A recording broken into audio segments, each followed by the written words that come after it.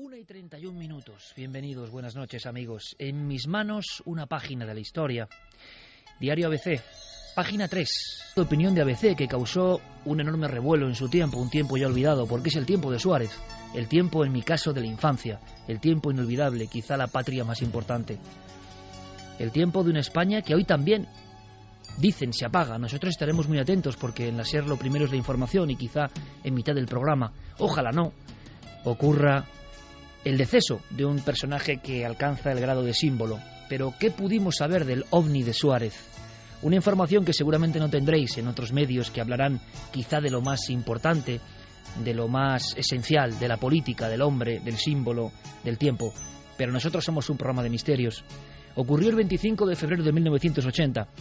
Pertenece a los documentos oficiales del Ejército del Aire, del Ministerio de Defensa español. Cerca de la vertical de Torrejón de Ardoz. El avión que llevaba al presidente Adolfo Suárez era un Mister, Escuadrón 401 del Ejército del Aire. Transportaba a varios miembros del gobierno, con Suárez a la cabeza, y volvían de Bonn, en Alemania. Era un viaje en representación oficial. Cerca de la medianoche, ya en territorio español, ese vuelo de máxima seguridad, ese vuelo oficial, observa una luz que tanto tripulación como pasajeros contemplan, incluso alguno se atreve a dibujar en una especie de primitivo croquis. Parece una esfera y a veces parece un misterioso cono en mitad del aire, como si alguien de origen desconocido persiguiera el mister del presidente Adolfo. Lo asombroso, y según consta en documentos oficiales, es que se percibió el eco radar, pero no había, y ahora estamos familiarizados por el caso de Malasia con estos términos. El transpondedor no emitía una matrícula, un código, era un objeto volante no identificado. Tras aproximarse vertiginosamente al avión, desapareció. Suárez lo comentó con sus más allegados. El presidente había vivido muchas cosas, pero quizá esta fue la más extraña. Nunca antes habías estado tan cerca de lo desconocido. Milenio 3. Cadena SER. Vais a escuchar muchas cosas, pero entramos en materia enseguida. Javi Pérez Campos, buenas noches, compañero. Buenas noches, Iker. Te ha sorprendido lo que comentaba Juanjo Benítez, porque ver hasta un poco más allá. Vamos a unir hasta mundos, si es posible, que parecen completamente diferenciados, completamente alejados, fronteras de universos completamente irreconciliables, y que puede que haya links entre ellos, ¿no? Absolutamente, fue de verdad emocionante poder hablar con Juan José Benítez durante varios minutos. Hablamos de muchos temas, pero fíjate, yo llevaba una pregunta en la cabeza desde el primer instante. JJ Benítez fue el que abrió la senda al mundo de los ovnis, el que normalizó ese tipo de fenómenos. ¿Por qué ahora da el salto al mundo de lo que él llama resucitados, personas, difuntos que se aparecen después en ocasiones para dar un mensaje? La pregunta entonces era obvia, Iker. ¿Crees que existe alguna relación entre los humanoides, seres de otros planetas, y estos resucitados? La respuesta de verdad fue emocionante. Solo queda una cosa antes de empezar este viaje extraordinario. Vías de contacto. Pues como siempre, abiertas las líneas de contacto en las redes sociales, en Facebook, en Twitter y en Google+. Nos tienen que buscar como Nave del Misterio, y también nuestro mail, milenio3 con número @cadenaser.com. Estamos todos, son la 1:41. Es noche intensa de misterio. Somos Milenio 3. ¿Comenzamos? Comenzamos. 1:42 y nos vamos al 18 de enero de 1942, cerca del río Volkhov. Tercera compañía de zapadores. Un hombre que se llamaba Miguel París y que era voluntario de la División Azul.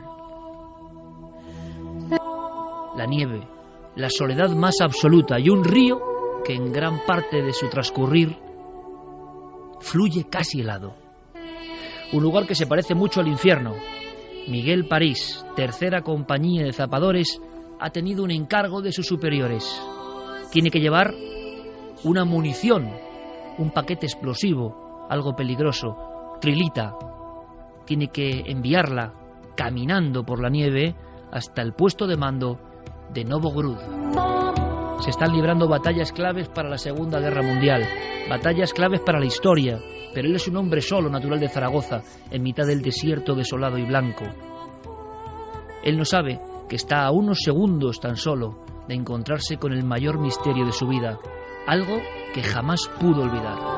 Cae la noche y con la noche una granada que impacta directamente en el rostro de Miguel París, que prácticamente le deja sin media cara, que lo desfigura. Pero la providencia, el destino, quién sabe, hace que este hombre siga en pie, que mire hacia el enemigo, no ve nadie. Algo ha ocurrido, un impacto lejano, quién sabe si incluso fuego amigo. Pero lo que recuerda muy bien Miguel París, tal y como contó a Benítez en 1968, es que el hielo y la metralla le habían roto no solo el físico, sino el alma, pero él deambulaba, buscaba una salida, creía en ese instante que en mitad de la estepa, tan lejos de su Aragón natal, iba a morir como un soldado. Y fue en ese instante concreto, en ese preciso momento de la angustia, del cruzarse de brazos, del prácticamente rendirse, del tener conciencia de que en mitad de la nada vas a morir, cuando escuchó una voz a su espalda, allí donde no había nada ni nadie, allí en mitad de la sangre, los trozos de metralla y el hielo mezclado con la sangre, una voz clara, una voz que él reconoció, una voz de un amigo, Miguel. Él no tuvo ningún tipo de sospecha ni de duda. Se giró y ahí estaba su viejo amigo, un amigo al que hacía meses que no veía, porque la compañía de zapadores lo había enviado a otro destino con balas, con metralla, con sangre, con nieve. Hacía tiempo que no veía a su amigo Francisco Bacaicoa. Coincidieron también en la academia e incluso en su tierra natal. Era lo mejor que le podía suceder, en mitad de la muerte, encontrarse con la voz de un compañero. ¿A dónde vas?, le preguntó, con voz firme, como si no fuese consciente de lo que estaba pasando. Al blocado, respondió Miguel París. Era su salvación, era el lugar donde podía recibir cierta ayuda, quizá. Tira por aquí. Y entonces, durante varios minutos, en la noche, sangrando, la cara desfigurada, pero él perfectamente consciente, siguió al amigo, que dejaba huellas profundas en la nieve. No era nada extraordinario, era un amigo en el momento justo. Cuando llegaron a un desvío, le dijo, tira por ahí, porque yo continúo. Tiempo después, Miguel París, impresionado, se recuperaba de unas heridas en batalla. Es entonces cuando alguien le hizo saber un dato imposible. El suceso había ocurrido el 18 de enero de 1942, pero entonces Miguel, asombrado, lleno de angustia, de terror, quizá de tristeza, se dio cuenta de una cosa que venía en los partes oficiales, un parte que llegó a sus manos casi por casualidad. Ahí venía un nombre, Francisco Bacaicoa, pero había muerto el 10 de noviembre de 1941 en el río Volkhov. Había salido a su paso, le había ayudado y llevaba 3 meses en el mundo de los muertos, en el más allá. París pensó que todo era un error, que no podía ser, y entonces se encaminó a un lugar que le indicaron. Curiosamente era un lugar que no estaba muy lejos del encuentro, de aquella voz, del Miguel. Pero allí se levantaba una especie de monolito. Los soldados de la División Azul llamaban a esa especie de escultura de piedra la Casa de Dios, porque allí un mortero había matado a un soldado, Francisco Bacaicoa. Junto a él, otro compañero de nombre Durán. En su homenaje, esas pequeñas piedras en mitad de la nieve. Su tumba estaba justo, prácticamente en el punto donde esa voz le vino a salvar. El propio Juanjo Benítez nos comentaba que había una estadística. Después de 40 años de investigación de este tipo de encuentros con ¿qué? Resucitados, fantasmas, enviados, visitantes. ¿Quiénes son? ¿Son alucinaciones? ¿El estado de un estallido de una granada te permite alucinar de una forma fidedigna, clara, nítida? ¿Todo está en el cerebro? ¿O realmente aquel compañero de la juventud, como el tercer hombre que hablan tanto de él los alpinistas, vino a salvarle? ¿Vosotros qué opináis? Benítez habla sin tapujos y empezamos aquí la investigación de una estadística. Os va a asombrar. Yo he hecho una estadística que no he incluido ahí en el libro. Más o menos hay un 20% de casos donde el resucitado, para entendernos, de alguna manera salva la vida de la persona, del testigo. Hay luego aproximadamente alrededor de un 40% de casos donde les transmiten que están muy bien, que están en un sitio estupendo, que no hay enfermedades, que no hay muerte, que algún día nos vamos a volver a ver, que todo va a ser estupendo y bonito. Y luego hay otro 30-40% final que es absurdo. que el tipo que se presenta, el muerto, viene para decirle a no sé quién que hay que poner una cortina en no sé dónde. Bueno, pues casos de este tipo que no tienen ningún sentido. Yo luego, analizando, reflexionando, llego a la conclusión de que todas esas intencionalidades se reúnen en una sola, que es dar cuenta de que la vida no es así. Ese es el mensaje que defiende JJ Benítez, como han defendido otros clásicos, Raymond Moody, el propio Dr. Gaona, amigo de este equipo. Estoy bien, es un título que realmente define el mensaje quizá tipo de estos que vienen del otro lado. Sería un mensaje esperanzador. Vamos a descubrir más cosas esta noche donde nos adentramos en ese enigma, los visitantes.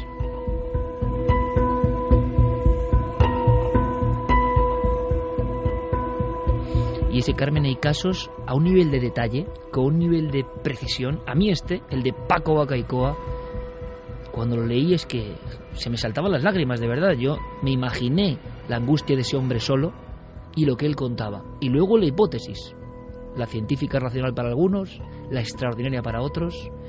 El ambiente hospitalario, evidentemente, entre la vida y la muerte, ha sido muy, muy, muy proclive a este tipo de incidentes. También se recogen en este estudio de Benítez sucesos para dejarnos sin habla.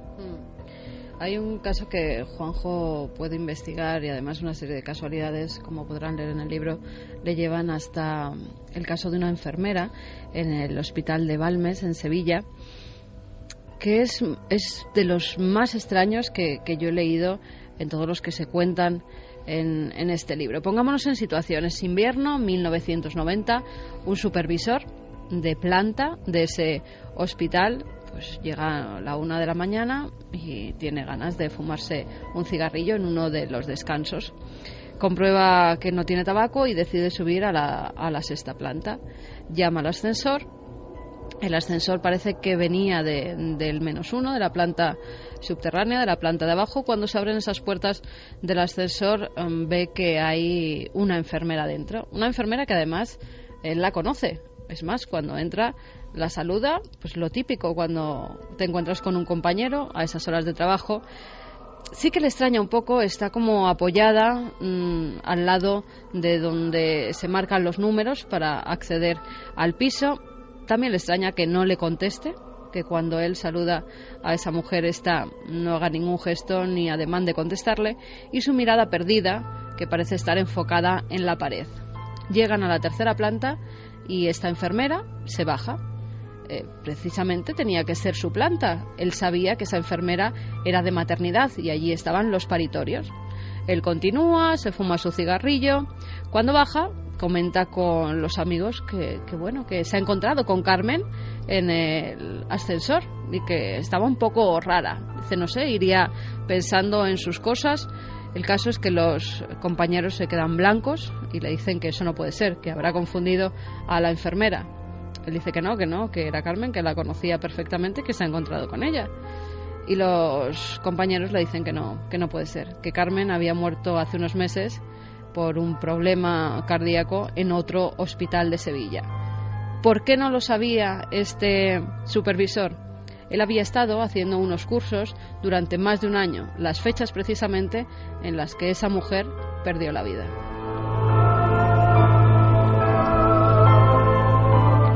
Pero no es la única persona que se encuentra con Carmen la enfermera.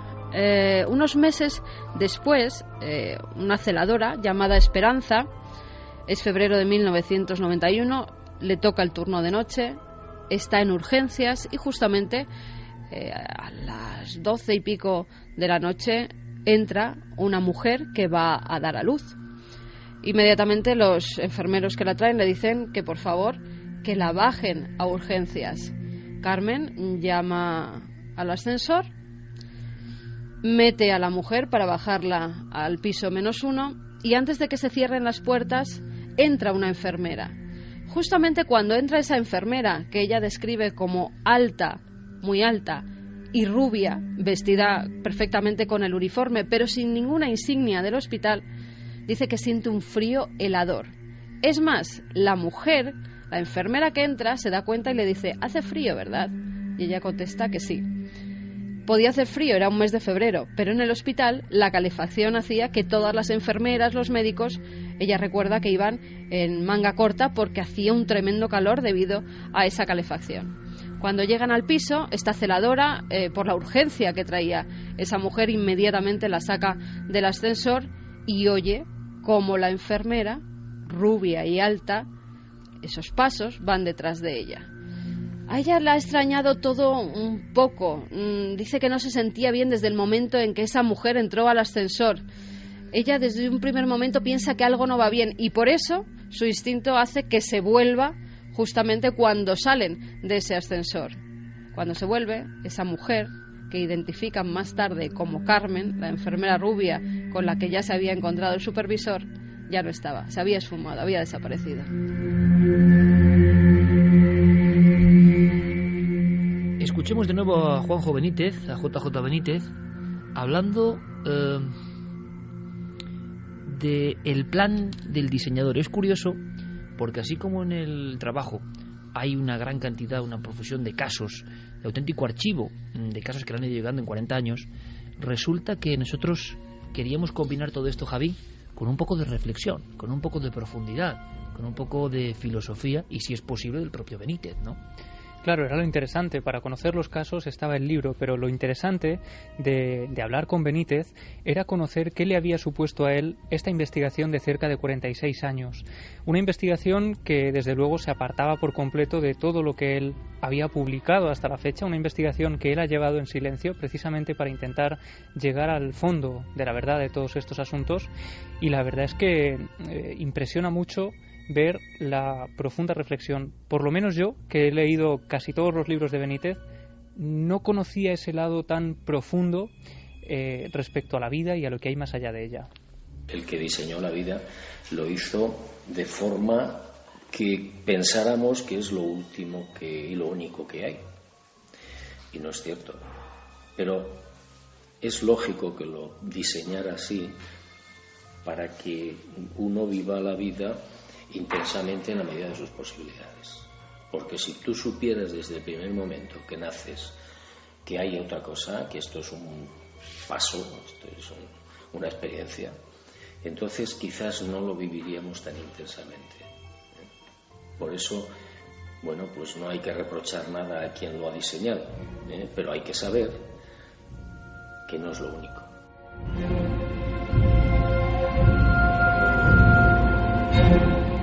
Sin embargo, Benítez añade algo más en sus reflexiones, que vamos a ir trufando todo este dossier con ellas. La casuística, por un lado. Por favor, vuestras comunicaciones, vuestros casos, estamos esperándolos y están llegando a través de las redes sociales y de milenio3@cadenaser.com.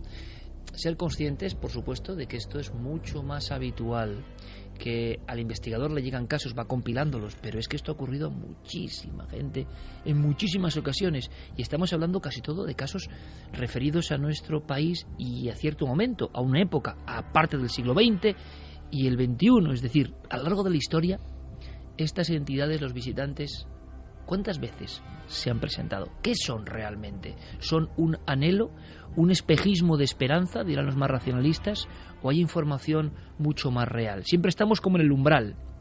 ¿Por qué hay ese descrédito, ese pesimismo en la vida actual? ¿Por qué en los últimos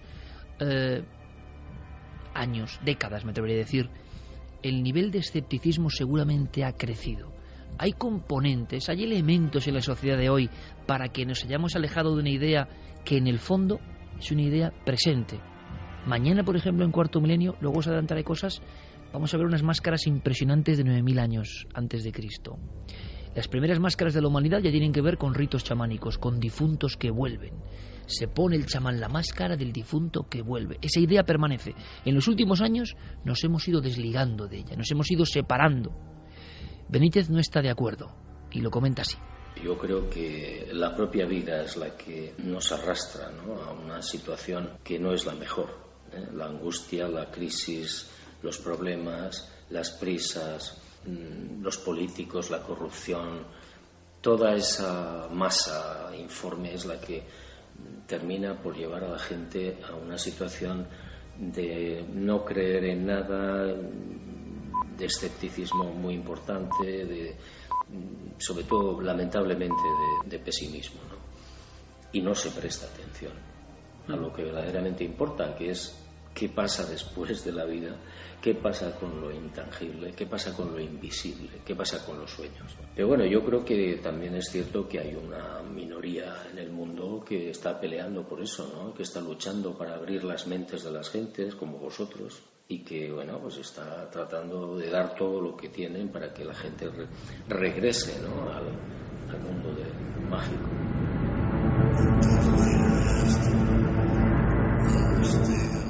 Regresar al mundo de lo mágico, pues sí, Juanjo, es nuestra misión. Estamos muchos embarcados en este proceso. Un caso más antes de que Clara nos dé algunas claves sumamente interesantes, porque se puede hacer un esquema análisis que prácticamente se cumple en casi todos los casos. Vamos a descubrirlo, pero iba un caso más, como si fuese una diapositiva más en una larguísima filmación de años y años.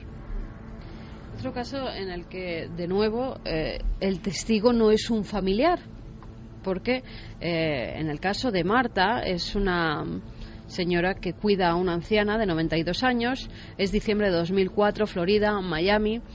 Esta enfermera llevaba ya varios meses cuidando a esa mujer, pues que se había puesto muy enferma y los hijos la habían contratado para que estuviera 24 horas con ella.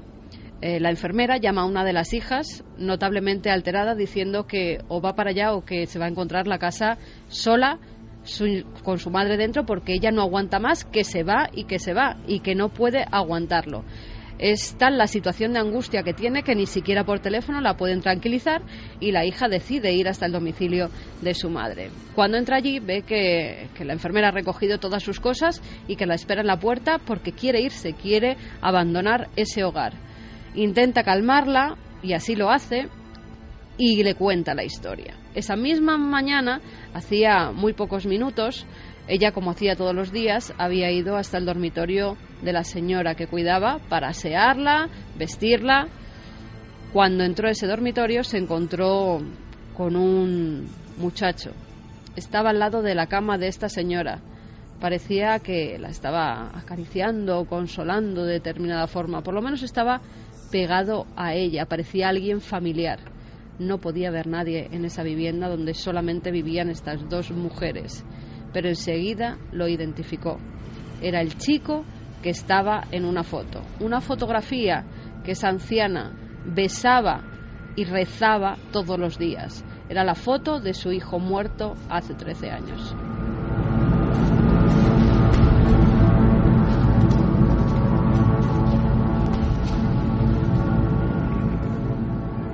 Un posible esquema, decíamos, Clara, dentro de esta incongruencia, esta irracionalidad, estos casos aparentemente espurios, incontrolables, que no se someten a ningún análisis, que es imposible, y sin embargo hay algunas coordenadas muy interesantes, ¿no?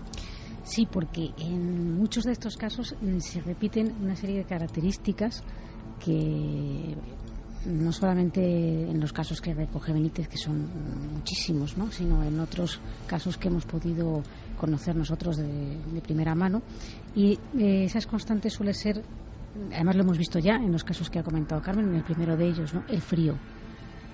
Cuando aparece ese ser, sea conocido o no, sepamos que esté muerto o no, parece que ahí se manifiesta un frío que califican todos como que se te mete en los huesos y que es un frío que no lo han sentido nunca, ¿no?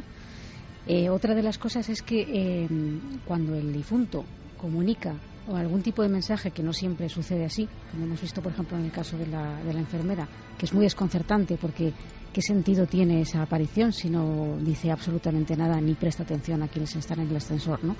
Pero cuando comunica un mensaje, el difunto, muchos comentan que le ven mover los labios, a veces no, pero lo que sí tienen claro es que lo que dice, el mensaje que transmite, lo oyen en su mente, en su cabeza, como una especie de telepatía entre el visitante y el testigo.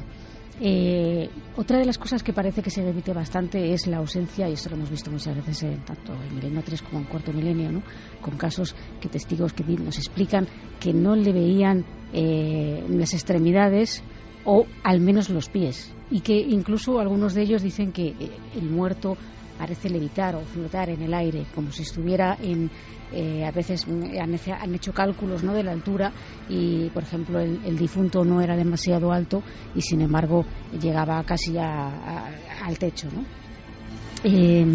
También tenemos que una cosa muy interesante, ¿no?, y es que el aspecto que presentan, no en todos los casos, pero en muchos de ellos el aspecto es un aspecto cuidado. Las personas, por ejemplo, aparecen los hombres afeitados, con unas características de edad más jóvenes de cuando murieron, como dando su mejor imagen, dando su mejor reflejo, de cuando estaban en su plenitud en la vida, ¿no?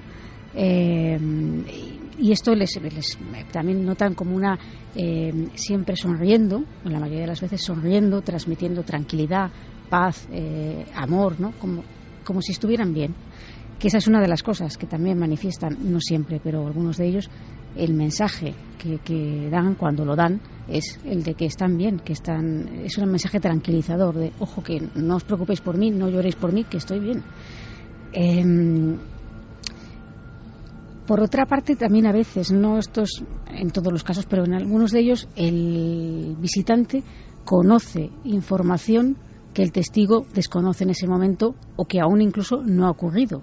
Es decir, como anunciar la muerte de alguien y que después sucede, ¿no? Claro, el problema es cuando tú estás hablando con alguien y no sabes que esa persona ha muerto. Entonces te da esa información y dices, bueno, ¿y esto? ¿Por qué? Y es tiempo después cuando esto se cumple, ¿no?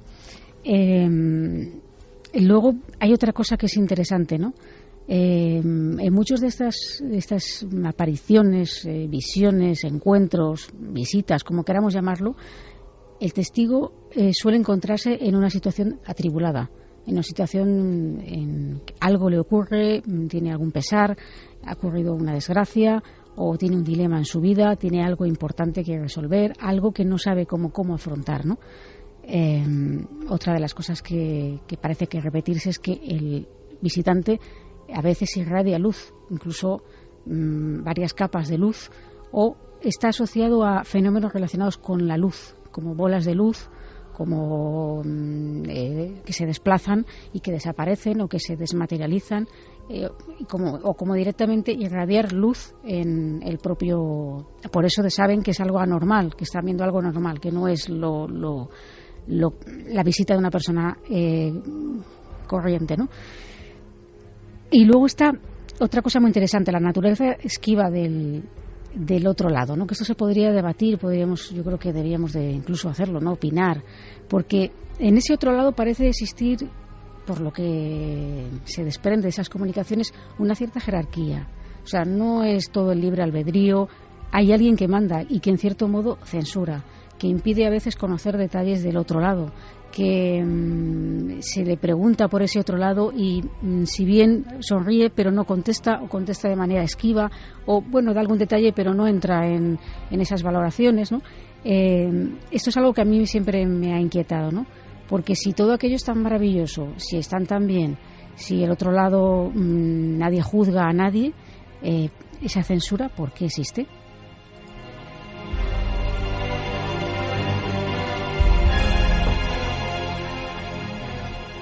Ese último fragmento del esquema a mí me inquieta especialmente y da origen a una reflexión que empezaremos en unos minutos, que es interesantísima. Hace poco un buen amigo me contó un caso de una visión, no sé si surgirá esta noche o no, pero había una frase, una conclusión, que es que le va como anillo al dedo, ¿no?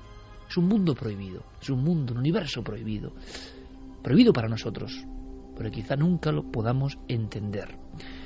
Pero vayamos, por ejemplo, a un caso recogido por nosotros para, por supuesto, acumular algo en esta investigación, porque el libro de Benítez, Estoy bien, se incorpora a toda una corriente que lleva unos años, que también sería santi digno de reflexión, como un tema que estaba prácticamente desprestigiado, defenestrado, los ecos de Raymond Moody eran muy lejanos. Poco a poco, yo creo que el salto del doctor Gaona con su libro es muy importante. Hablábamos de Van Lommel, hablábamos de Penny Sartori hace no mucho tiempo, hablamos de voces que claman en favor de esta fenomenología. Eso se va incorporando.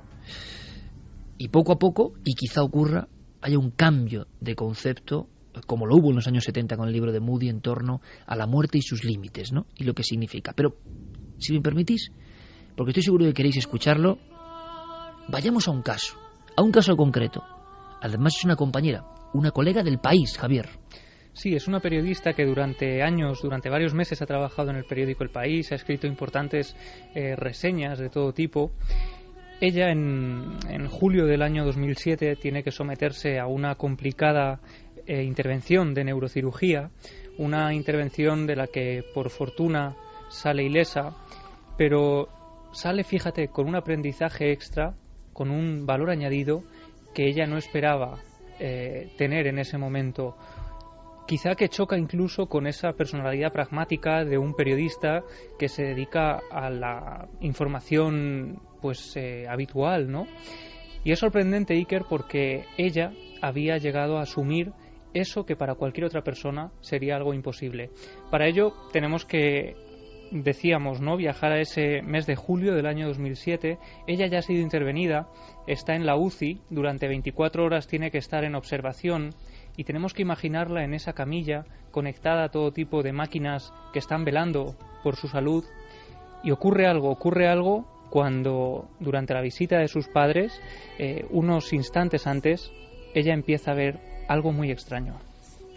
Cuando yo me desperté la primera vez de la anestesia, alrededor de mi cama pues había 3 luces muy brillantes que se movían y que a mí me daban mucha tranquilidad y mucha paz. Y cuando pasó mi madre a verme qué tal estaba, le dije: mamá, no te preocupes, que hay aquí 3 luces que yo creo que son los abuelos y me están cuidando. Esa visión era una visión amable. Sus padres decían que no eran capaces de ver esas luces. En un principio incluso su lógica les insta a pensar que son producto de la anestesia y de la complicada intervención a la que ha sido sometida. Sin embargo, hay una escena que, fíjate, choca, ¿no? Porque ese lado amable del misterio, de repente, adquiere un cariz mucho más inquietante. Se apagan las luces de la UCI, ella se queda casi completamente sola en ese lugar, solo se escuchan de fondo el sonido de las máquinas, los pitidos, y de pronto, en medio de su sueño tranquilo, algo la despierta. Esto ya es lo que a mí me inquietó más, porque era ya de noche, ya habían apagado las luces de la UCI, solo se oían los sonidos de las máquinas, no había luz, y yo ya me iba despejando, ya era, pues yo qué sé, de madrugada, y de repente empecé a oír como un murmullo, un jaleo a mi alrededor, y no sé, que abrí los ojos y veía como sombras a mi alrededor y me asusté un poco, volví a cerrar los ojos hasta que noté como alguien se sentaba en el pie de la cama. Vi a un señor así como años 50, fumando, con un sombrero de hongo y un niño. Y pues voces así de fondo. Y de las voces decían que me tenía que quedar con ellos. Y el niño que sí, que se quede con nosotros, que tiene mucha fuerza. Y el señor decía: es que tiene demasiada fuerza, esta no se va a poder quedar. Las conclusiones obviamente son personales mías, y la primera es pues la de las luces. Yo notaba ahí protección de gente que me quería y que no estaban, que eran casualmente 3 luces y eran 3 abuelos los que había perdido ya. Y lo respecto a las otras, me daban lástima. Me dieron lástima porque me daba la sensación de que estaban atrapados allí. Atrapados allí. Una experiencia de una colega que sigue dedicándose a las labores informativas y que se encuentra con esta escena complejísima, ¿no? Antes de reflexionar un poco y de hablar de ese universo prohibido que se esconde en la tramoya, en lo que está detrás de estos visitantes, en lo que está detrás del reflejo que se aparece, aunque sea en una ráfaga, porque imagino que hay muchas cuestiones, muchas opiniones y espero algunos casos. Pues sí, ha habido algunos casos. Por ejemplo, nos contaba Ariadna Abel: mi experiencia cambió mi vida. La verdad es que es difícil reducirlo a unas cuantas líneas. Al morir mi abuelo lo pasé muy mal, estaba muy unida a él. Una mañana, después de algunas semanas de su muerte, había quedado con mi madre y mi tía para ir a dar una vuelta a primera hora. Para empezar, a ninguna de las tres nos sonó el despertador, cada una en diferentes casas. Yo soñé con mi abuelo sentado en mi jardín con un pañuelo rojo en el cuello y el sol de la tarde dándole en la cara. Además, el sonido de niños jugando. Miré al suelo y encontré una pieza de un material que para él y para mí era importante. Dice que en él había una letra insegura y se leía: no te preocupes, todo te irá muy bien, la vida será maravillosa. Yo estoy muy bien, he encontrado la absoluta felicidad. A partir de esa mañana mi vida cambió para bien y sé que eso lo hizo mi abuelo. Un abrazo para todos y felicidades por vuestro gran trabajo tan inspirador. En este caso, incluso un mensaje escrito. María José Pulido dice: el ser humano se prepara en el vientre materno para su vida en la tierra y en la existencia. Nos preparamos para el otro mundo. Nos contaban también: buenas noches amigos, no hace mucho tuve un sueño bastante lúcido, más bien diría una conversación con mi padre, fallecido hace casi 6 años. En dicho sueño le vi asomado de espaldas por una ventana mirando al horizonte. Él se dio la vuelta y llamándome por mi nombre me dijo que no me preocupara, que él estaba muy bien, pero que sería la última vez que le vería. Cuando desperté al día siguiente tuve una sensación de paz y tranquilidad como nunca, porque esa conversación con mi padre me permitió saber lo que siempre le pedí desde que se fue: que se pusiera en contacto conmigo para saber cómo estaba. Muchas gracias, milenarios. Dolores Almendros dice: mi tía tenía una amiga del alma que se fue a vivir a otro pueblo y no se volvieron a ver. Un día se le apareció una persona, pero no identificaba ojos, nariz, solo labios. Y ella decía que le parecía que era alguien conocido, se le parecía a alguien. Al día siguiente le dieron la noticia que su amiga había muerto. Vino a despedirse de ella. Reyes dice: en el Virgen del Rocío de Sevilla había una enfermera que hacía análisis de sangre. Lo malo es que estaba muerta.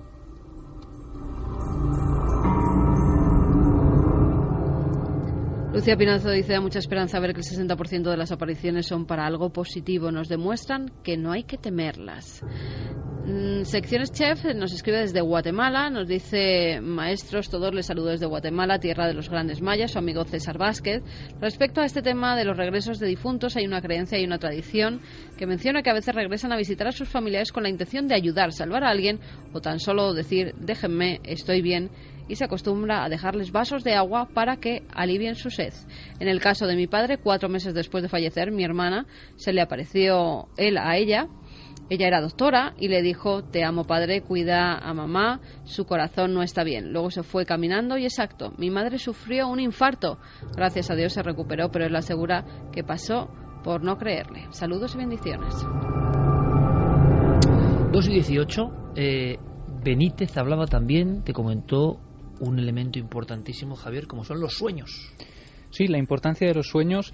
Y fíjate, yo creo que es uno de los elementos más marginados que hemos dejado de lado por completo, a los que cada vez prestamos menos atención, y sin embargo hay casos sorprendentes hasta el nivel de resultar increíbles, ¿no? Porque en el fondo son experiencias que llegan a salvar vidas o que pues son premonitorios y también anuncian la muerte de algún familiar querido.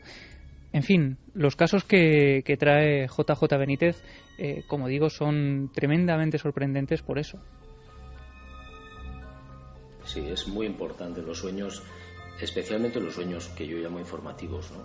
Donde, caramba, pasan cosas y son asombrosas. Yo recuerdo, a mí me empezó mucho una chica, una señora que tuvo 2 sueños seguidos en los cuales vio a una abuela suya muerta y a una vecina también muerta.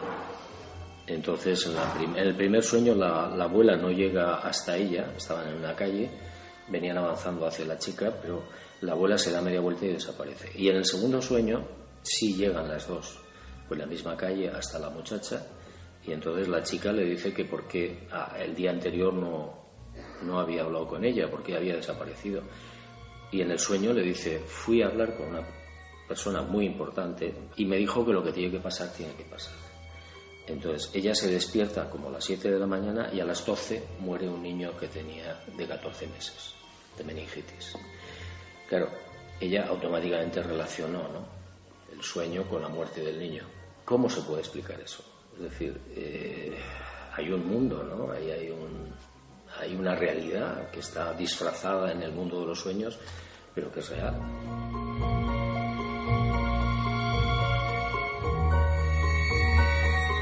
Mundo de los sueños que se habla entre nosotros, se abre, se extiende como una especie de pergamino con mucha información donde muchas veces aparece esa censura o ese mundo prohibido, lo decíamos. Clara lo reseñaba clarísimamente. Da la impresión, después de muchísimos casos analizados, que no se permite dar toda la información, que vienen para trastocar nuestro mundo, pero sin embargo tampoco son muy claros. Recibimos al visitante, de la forma que sea, pero tampoco adquirimos la información exacta, fidedigna, que nosotros deseamos y anhelamos como especie de saber que hay al otro lado. Estos visitantes son muy desconcertantes en su forma de proceder. Sí, porque además a veces, precisamente en lo que estamos hablando del tema de los sueños en nuestra cultura sobre todo no se le presta una especial atención. Es decir, lo que has soñado lo has soñado por X o por Y.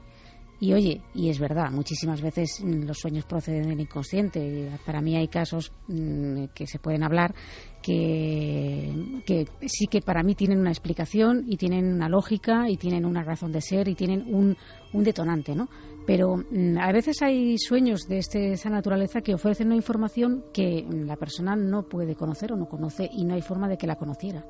Y esos casos desconciertan mucho, pero por otra parte no son mensajes muy claros, efectivamente.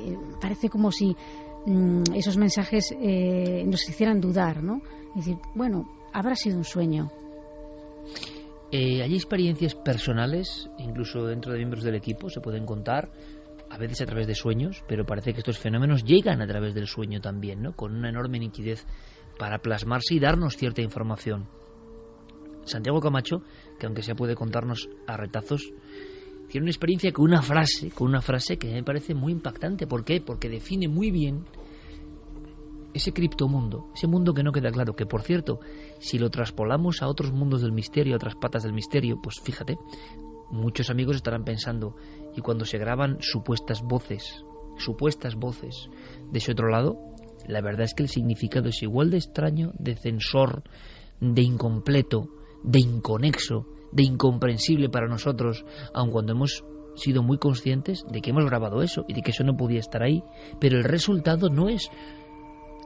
Uno piensa, ya que hay voces, si es que las hay, que dan una comunicación o dicen algo, podían explicar de pe a pa informaciones fundamentales para el ser humano, pero no, lo que llegan son como ecos sueltos, retazos sin conexión, sin conocimiento objetivo, es decir, no parece nada racional lo que hay ahí. Y en esa experiencia, Santi, que tú resumías fantásticamente, se expresaba perfectamente ese mundo prohibido, ¿no? Pues sí, fue además, como decía Clara, a través de un sueño. Yo creo que recordaré de toda mi vida, pues a lo mejor me esfuerzo mucho, creo que 10 sueños a lo sumo. Y supongo que debe de ser porque fueron especiales de alguna forma, y este lo fue. Por razones que no vienen al caso, posiblemente el ser humano con el que más unido he estado en toda mi vida ha sido con mi abuelo. Mi abuelo fue una figura muy especial para mí y además falleció pues siendo yo, iba a decir muy joven, no, siendo yo un niño. Tendría 9 largos o 10 cortos más o menos, unos 10 años vamos a poner. Y bueno, me acuerdo, mi abuelo estaba muy enfermo, estuvo en casa con una botella de oxígeno durante una buena temporada y finalmente se lo llevaron al hospital. Yo me quedé unos días en casa de unos vecinos cuando una noche, me acuerdo perfectamente que era un sábado por la noche y echaban una serie que se titulaba El Inmortal, que además a mí me encantaba. Esa noche sonó el teléfono y automáticamente supe que antes de que se descolgase, supe que era la noticia de que mi abuelo había fallecido. Pues mi familia decidió evitarme pues todo el tema de los sepelios, de capillas ardientes, etcétera, etcétera. Y cuando regresé a casa, pues todo era una estricta normalidad, solo que sin mi abuelo. Cuando no fue la primera noche, a lo mejor pasó una semana, y fue uno de esos sueños especiales. Yo los llamo especiales porque son sueños que tienen toda la panoplia sensorial. Es decir, son sueños con tacto, con temperatura, en color, o sea, era la vida. Aunque en cierto sentido sabía que estaba soñando, y lo vamos a entender muy bien enseguida. Yo me levantaba de la cama y era el amanecer. Y era un sueño que probablemente estaba transcurriendo en ese amanecer, porque me dirigía al salón y por el ventanal de la terraza entraba esa luz azulada típica del amanecer, y en un sillón, en su sillón, estaba sentado mi abuelo. Mi abuelo, además, era un hombre muy serio, tenía una forma de vestir muy, muy extremadamente formal. Siempre vestía de traje, siempre llevaba un bastón, y así estaba. Y de estas cosas que en los sueños lo más anómalo te parece lo más normal del mundo. Y yo me acuerdo que le saludé y le dije: hola, oye, ¿qué haces aquí? Tú estás muerto. Dice: ya, pero bueno, no habíamos tenido ocasión de despedirnos, y nada, pues ya me voy, y no quería irme sin dejarme una despedida. Y bueno, no recuerdo exactamente, tampoco fue una conversación larga, no recuerdo exactamente en qué términos, pero hubo una cosa que la llevo grabada desde aquel día, y que cuando te lo conté efectivamente te causó muy viva impresión, sobre todo por la frase, porque claro, con la inocencia de un niño le dije: bueno, ¿y cómo es aquello? Cuéntame. Y entonces mi abuelo se puso súbitamente muy serio, y me dijo: eso es prohibido. Por eso yo quería que Santiago confesase un poco esta historia. Ha sido un atraco en vivo, porque yo no sabía si Santiago quería contarlo o no. Pero creo que es importante, porque esa frase resume tantas cosas. Es un titular perfecto, periodístico, resumidor, de todo lo que parece que llega de ese mundo. Fíjate que además a mí siempre me ha impresionado, yo sé cómo habla mi abuelo, o cómo hablaba, y ese era darle un énfasis muy especial. No es está prohibido, era algo por encima de está prohibido, o sea, eso es prohibido. Era tan impactante que la verdad me llamó la atención. Y fíjate que hace muy poco, hace un par de años, volví a soñar con mi abuelo, y con una de las cosas que también ha mencionado Clara. Yo acababa de pasar una etapa bastante atribulada de mi vida, y soñé otra vez con mi abuelo. Pero ya no era ese tipo formal, de traje, de bastón, etcétera, etcétera. Iba en mangas de camisa, con tirantes, mucho más joven, muchísimo más joven, tanto que costaba reconocerle. Era él, indudablemente.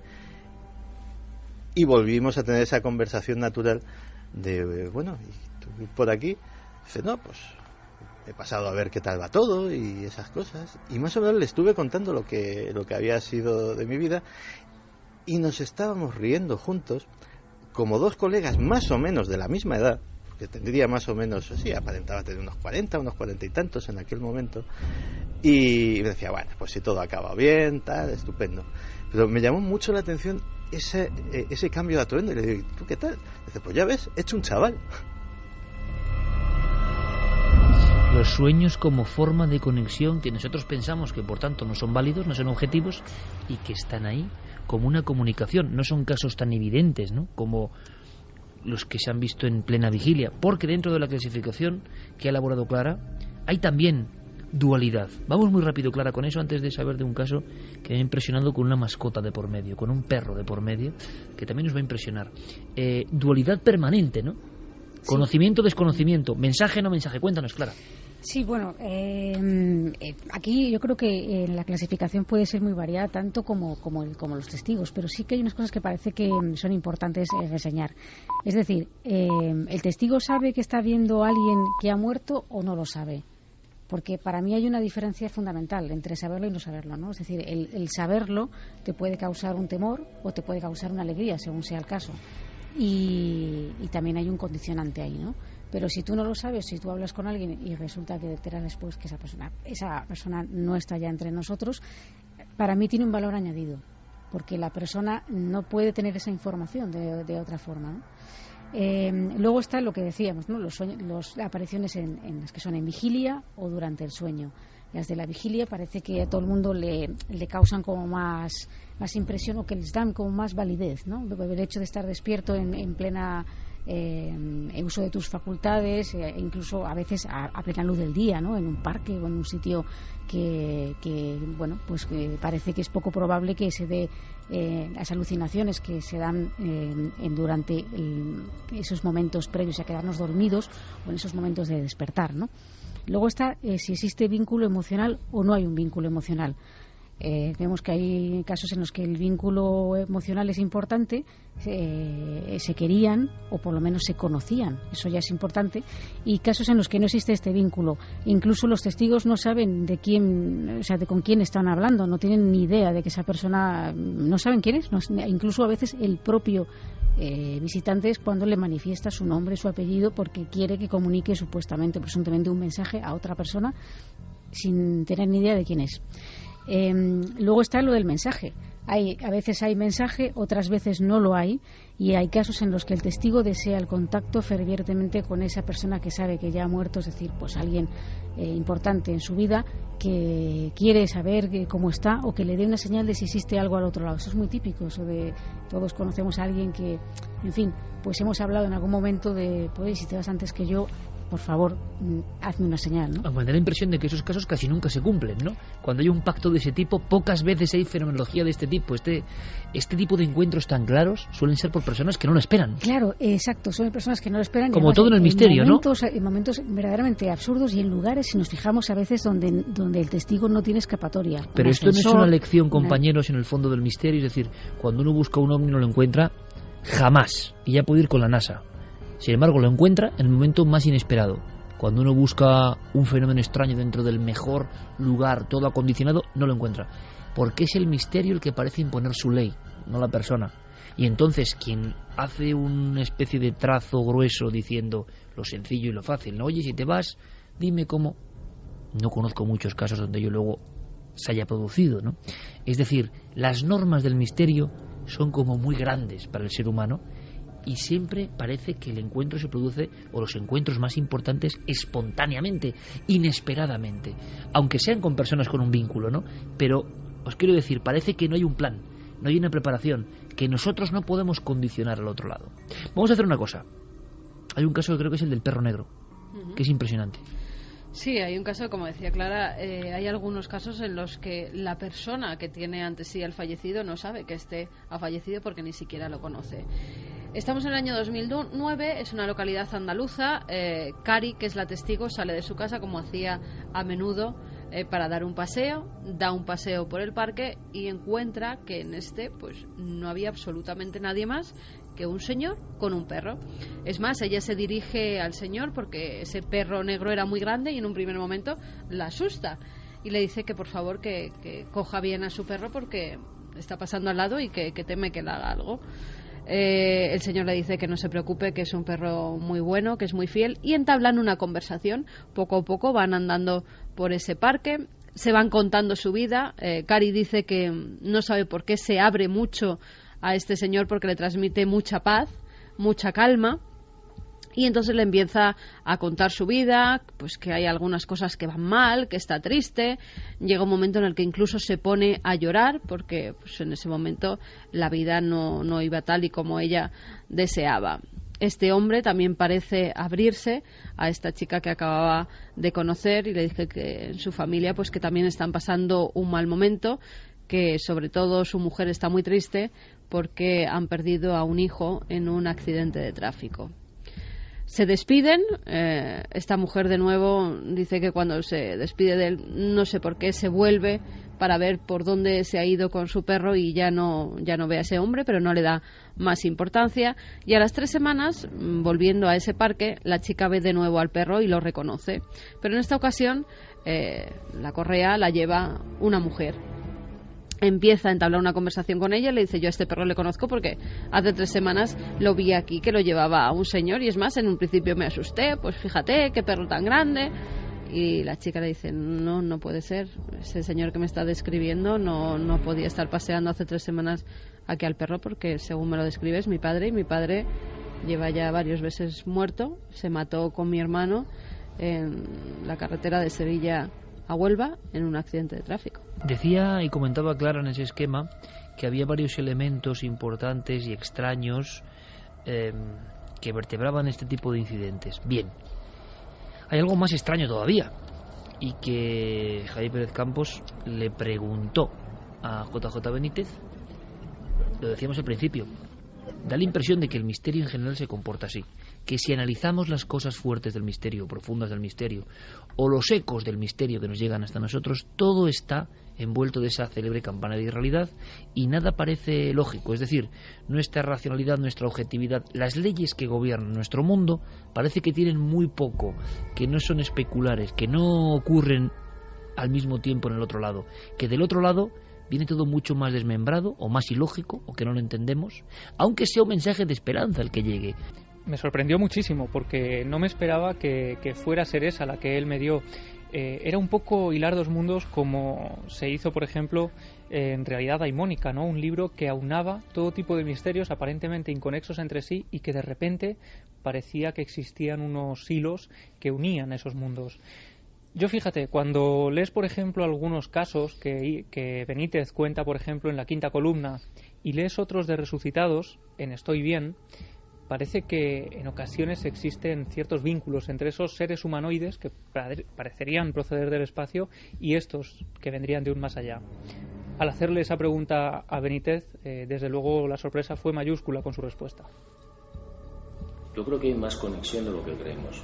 Y no es una cosa de ahora, ¿no? Porque haya salido el libro, no. Es algo que yo vengo observando desde hace muchos años. Hay casos de presencia de tripulantes de ovnis, de naves, que tienen el mismo comportamiento que los resucitados, que aparecen y desaparecen de la misma manera. Es decir, que hay ciertos hilos que los unen, pero que es muy difícil de demostrar. No es fácil decir esto es así, no, es una sospecha. Yo recuerdo un caso de una persona que tiene un problema en un hospital y se ve fuera del cuerpo y se ve cómo entra en un campo, en una nave, en un objeto que está posado en tierra. Hay mucha gente como ella, seres humanos, y hay 2 seres muy altos, muy grandes, con unos buzos, en fin, la típica vestimenta, ¿no? Y le dicen, uno de ellos le dice a la mujer esta, le dice: no es el momento, tienes que volver. Y entonces ella no quiere volver porque está muy bien, está muy a gusto, y la empujan. La empujan fuera de la nave. Bueno, es una sospecha, ¿no? Nada más. Decir, bueno, ¿qué tiene que ver el fenómeno ovni con todo esto? ¿Por qué cuando hay una gran catástrofe, un terremoto, aparecen las naves, aparecen los objetos por allí? Sospechas inmediatamente que tienen una relación. Es decir, no sé si son recogedores de almas o qué, pero que hay más vinculación de la que pensamos. Yo no sé tampoco nada, absolutamente. No sé nada de nada, pero sé lo que es un buen titular. Y Benítez también. Recogedores de almas. Yo jamás había escuchado esa expresión. Quizás sea, para los puristas del misterio, de la filosofía, la antropología o la leyenda o el mito y el folclore, una aberración. No lo sé. En el fondo es unir mundos. ¿Quién sabe? Santiago muchas veces ha hablado de este absurdo dentro del absurdo.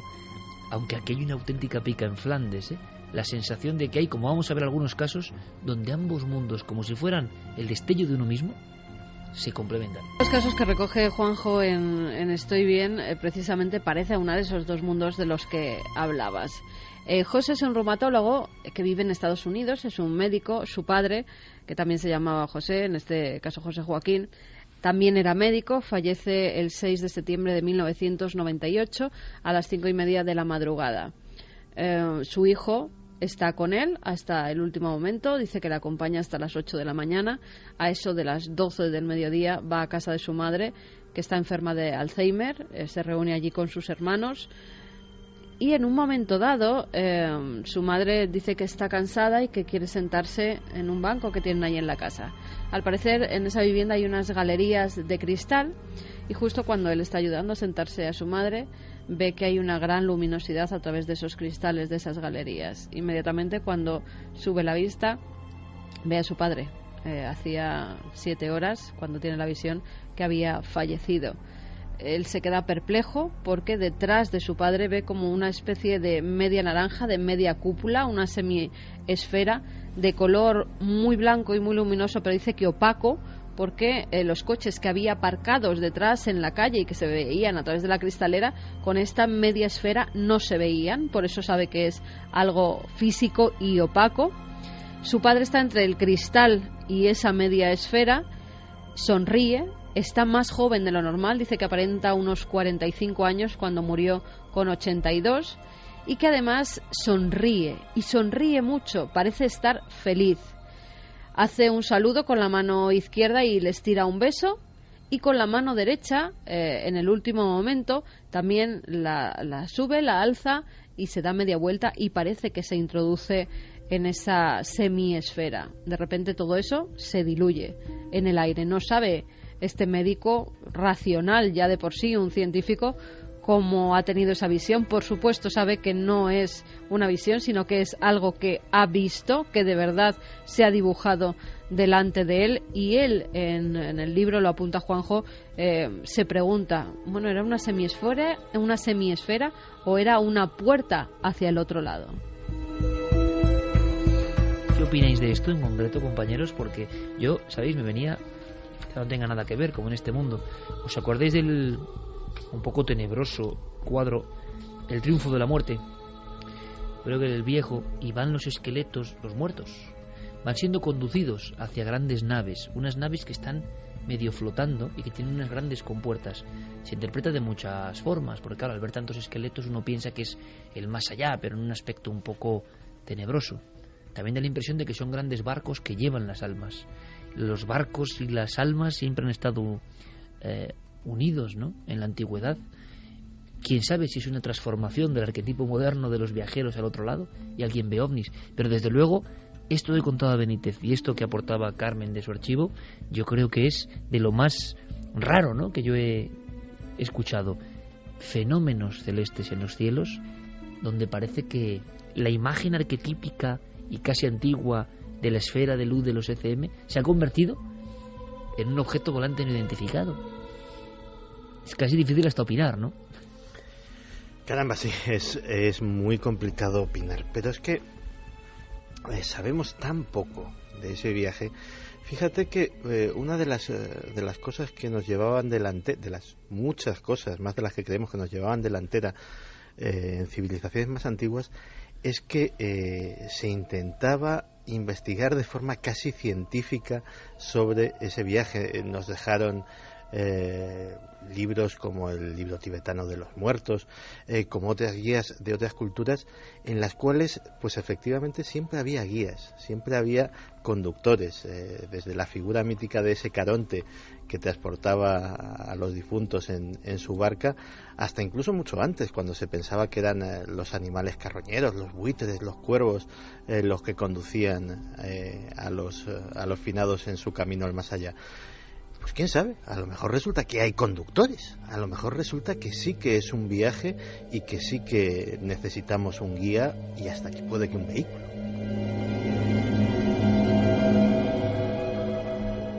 Bueno, fíjate, de hecho hay un importantísimo antropólogo que es Joseph Campbell, que durante muchos años se dedicó a estudiar la teoría del monomito, es decir, por qué a lo largo de miles de años, de miles de kilómetros, en diferentes culturas han surgido las mismas imágenes. La imagen, sobre todo, de la entidad sobrenatural que aparece una y otra vez representada, por ejemplo, en el arte rupestre, ¿no? En Rhodesia, por ejemplo. Y él llegaba a una última teoría que, fijaos, después de años de investigación, para él era casi la última para poder admitir todo esto, ¿no? Y es que al final existe un mundo sobrenatural que en ocasiones choca con el nuestro.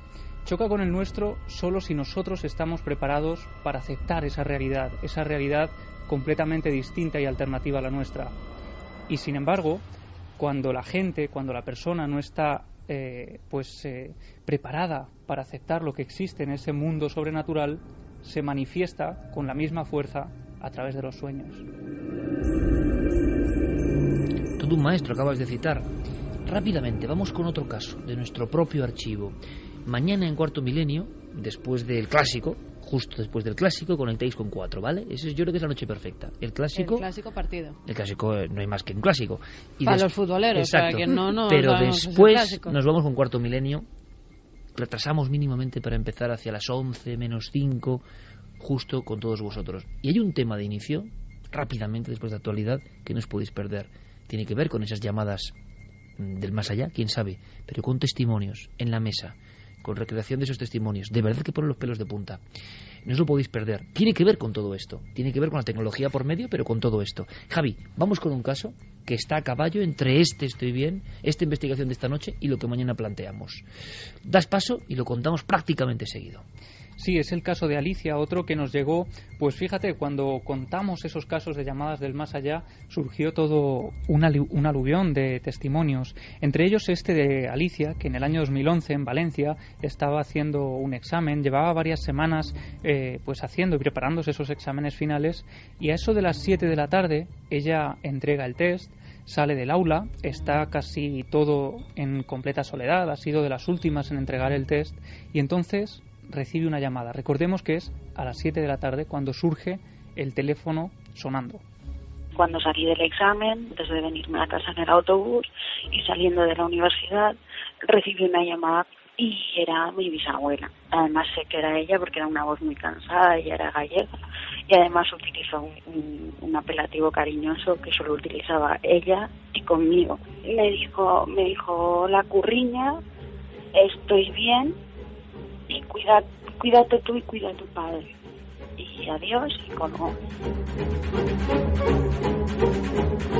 Era una voz muy cansada, era una persona muy mayor, de casi 100 años, pero era alegre, no era una voz triste. Lo que pasa es que era muy seca, era como si fuera casi un telegrama. Eso sí que me extrañó mogollón, porque tú cuando hablas por teléfono hay una especie de ruido blanco, una cosa por detrás que se escucha. Era como si fuera completamente aséptico. Una voz casi de estudio de grabación, es que no se oía nada. Entonces yo llegué a mi casa a la media hora o 3/4 y abrí la puerta. Y es esto que notas que hay una atmósfera rara, que ha pasado algo. Y ya preguntas y me contaron que se había muerto mi bisabuela.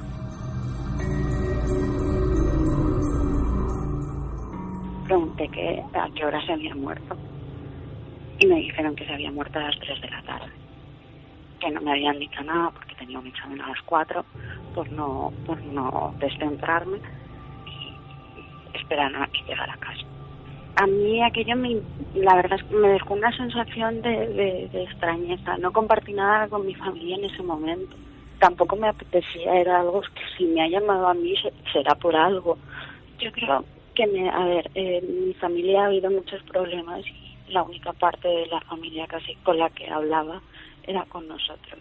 Yo creo que me llamó a mí precisamente porque soy la persona que menos metida está en esas movidas y esos rollos, y era la forma más aséptica de decir estoy bien. Yo creo que esta música de Connie Dover nos pone en la frecuencia mental exacta para darnos cuenta de ese mensaje que coincide además con el libro que hemos intentado examinar para todos vosotros.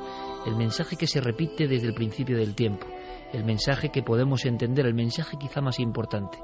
Es un reflejo, es un acto propio del anhelo del ser humano, es una alucinación condicionada porque queremos intentar soñar con que ese otro lado es feliz, Los científicos podrían decir, los científicos más ortodoxos o menos cercanos a lo sobrenatural, ¿es todo un espejismo, un engaño, un deseo, un simple deseo del ser humano? ¿O hay algo más? Y por supuesto, queríamos también cerrar este vínculo con una conclusión, con una frase final, con la reflexión que tiene que ir incluso por encima de los propios casos. La gente tiene ese temor, es decir, bueno, cuando llegue ese momento, ¿qué va a pasar? Y otros, precisamente por todo lo contrario, piensan que es el momento final donde se apaga la luz y no hay nada más.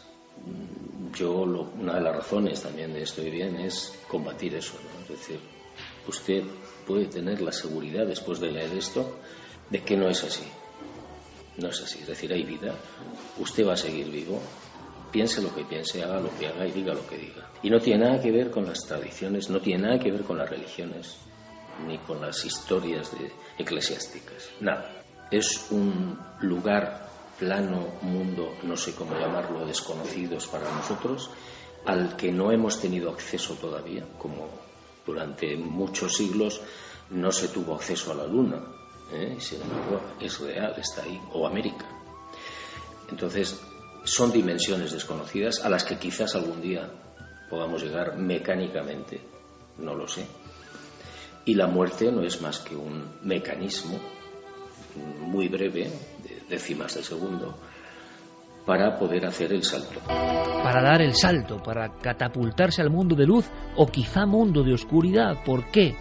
Porque quizá dependiendo de lo que hayamos hecho en nuestra vida, ese salto sea un universo diferente. Otro de los mitos o verdades que se repiten a lo largo de los siglos es que hay dos mundos, dos universos diferentes según cómo hayas obrado en la vida. ¿Quién sabe? Vamos con los últimos mensajes que nos llegaban. En el libro de Juanjo no hay ningún caso. Me ha extrañado de personas que hayan vuelto contando algo oscuro. Son todos, precisamente ese título lo muestra, ¿no? Estoy bien. Son todos casos en los que los difuntos o presuntos difuntos que se aparecen aseguran que hay un más allá que es bueno.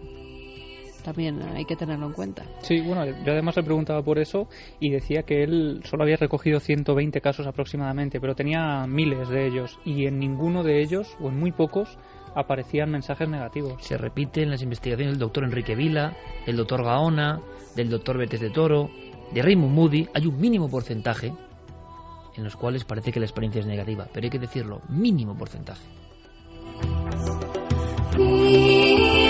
Nos escribía Sara Gea, dice: yo me quedé sin madre con 14 años y en muchos momentos me hizo saber que estaba, pero en el año 1992 me tenían que realizar una operación de columna bastante seria que iba a durar unas 18 horas, pues era la primera que se realizaba en España. Estaba prevista para un martes y la noche del viernes al sábado, sobre las 2 de la mañana, me empezó a entrar un sueño extraño. Veía a mi madre que empezaba a hablarme y me enseñaba toda la UCI y me explicaba qué era lo que iba a pasar si me operaban. Me decía que le tenía que decir al médico que lo iba a realizar, cómo se llamaban las enfermeras de la UCI, que su vida corría peligro y mi vida aún es larga, pero que estuviera tranquila, que ella estaría siempre en esa operación, que siempre estaría con ella, al igual que todos los seres que ya partieron. Para mí eso fue como un recorrido normal, pero pasaron más de 8 horas. Desperté con una paz y al final, cuando entré en el quirófano, lo hice con la mayor confianza. Contra el dictamen de los médicos aún tiene problemas, pero anda, después de esa terrible operación. Último mensaje que resume prácticamente todo. Ahora las noticias, toda la información, y después regresamos. Un asunto que viene de antiguo, pero que, como si fuera un Guadiana, de vez en cuando vuelve a saltar a la palestra. En España, en las últimas horas ha habido noticias de este tipo. Viajaremos hoy a Castellón, un lugar donde no es muy peculiar tampoco que haya sucesos de tipo ovni, pero la noticia ha estallado en Segorbe y queremos saber qué ocurre, qué pasa. Vamos a hablar también de casos ocurridos en Mallorca. Iremos de lo más alto del cielo a lo más oscuro y frío de las profundidades. ¿Os acordáis, verdad, de aquel extraño sonido que mantenía en vilo a buceadores, navieros, personas que saben del mundo submarino? Pues bien, parece que ha habido nuevas noticias. Unos hablan de fraude, otros hablan de investigaciones, otros de animales. Milenio 3 nunca deja los casos, no solo los cuenta. hace un seguimiento minucioso de cada uno de ellos. Y hoy tenemos nuevas noticias. Y aquí estamos todo el equipo: Katia Rocha, Carmen Porter, Carlos Barroso, este que os habla, vuestro amigo Iker Jiménez, y a los mandos con una bofetada, se puede decir así. Digamos, podía reflejar muchos sentimientos, muchas contradicciones, muchas cosas que tenemos planteadas, cuadriculadas y que de repente se rompen. Foo Fighters, su nombre. 2 de febrero del 88, de Torrejón de Ardoz, que registran perfectamente, sin género de duda, lo que pasó esa noche, esa tarde-noche. Porque los hechos ocurrieron desde las 7 y se prolongaron hasta las 10, ni más ni menos. 3 horas de objetos extraños en el espacio aéreo español. Vamos a escuchar a ese piloto de la compañía Eudeli llamando, poniéndose en contacto con otras tripulaciones y asustado comentando lo que acaba de pasar delante de sus ojos. Aurelio 104, delante. Sí, miren, nos acabamos de cruzar a nuestro nivel 110 con unas luces azules con estela blanca seguidas de 4 más y bueno, no sé si usted tendrá algún tráfico notificado por esta zona y este nivel en ruta pues para nuestra... 04, Madrid Control, no tiene ningún tráfico conocido en esa zona. Recibido, 104.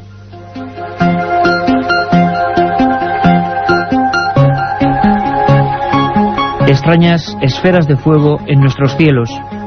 El caso provocó portadas de periódicos, interpelaciones al Ejército del Aire, investigaciones que acabaron como siempre en los cajones del mundo del secretismo, pero había mucho más. Los investigadores, los ufólogos, los periodistas, poco a poco, en una tarea común, fueron sacando más y más documentos, más y más cintas de la caja negra. Diferentes aviones en un caso único, imaginemos por favor la escena. En vuelos distintos, coincidiendo en un punto del espacio, observan algo asombroso. Y en un momento de la grabación, estas grabaciones únicas en la historia de los fenómenos extraños en nuestro país, van interconectándose, comentando en tono de alarma lo que están viendo. Unos dan unas medidas, otros otras. Torre de control se queda realmente impresionada. Estaba ocurriendo ese 2 de febrero del 88. Foo Fighters, el vuelo de Aviaco 233 Alfa, era el siguiente testigo. Madrid, Senador 33 Alfa. Y a nosotros también nos cruzó de izquierda a derecha 78 millas fuera, solo vimos una estela. Pues nosotros 78 millas de Castejón y se movía a gran velocidad de izquierda a derecha. ¿Y 5-1? Sí, nosotros despegando a 0-1 por la nuestra derecha lo hemos visto, pero yo creo que estaba más o menos sobre Torrejón y era una auténtica bola de fuego para mí. 6-5-1 recibido. De Madrid ya había con 341 más información, nos cruzó en un meteorito que cruzó por encima del nivel 290, descendiendo y se desintegró en esa zona aproximadamente. Meteorito, globo sonda, a veces las explicaciones intentan ser rápidas para calmar a los propios controladores aéreos y no digamos a los pilotos. Muchas veces con años de investigación nos damos cuenta de que eso no era así.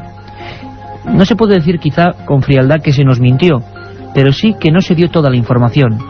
Esta especie de top secret a medias es algo que ha perseguido en los últimos 30 años a estas bolas de fuego que viniendo de algún lugar, llegando con algún motivo a algún sitio, han atravesado nuestros cielos. Sería, digamos, la fecha clave o clásica, donde no nos cabe duda, en la que algo se posó, se mostró con alguna intención. Prototipos secretos, efectos atmosféricos desconocidos, nunca lo sabremos. Ahora mismo, mes de julio, hace una semana, el día 2 si no me equivoco, Castellón ha sido el último lugar donde por lo menos el pánico social, la expectación, la inquietud, se ha mostrado. Segorbe, un lugar donde no teníamos muchas noticias de acontecimientos parecidos, y todo una localidad que observa lo mismo que habían observado estos pilotos, una serie de círculos, de esferas atravesando el cielo. Varias agencias, entre ellas EFE, mandaba el teletipo a sus asociados, volviendo a poner la palabra OVNI en una noticia en este país.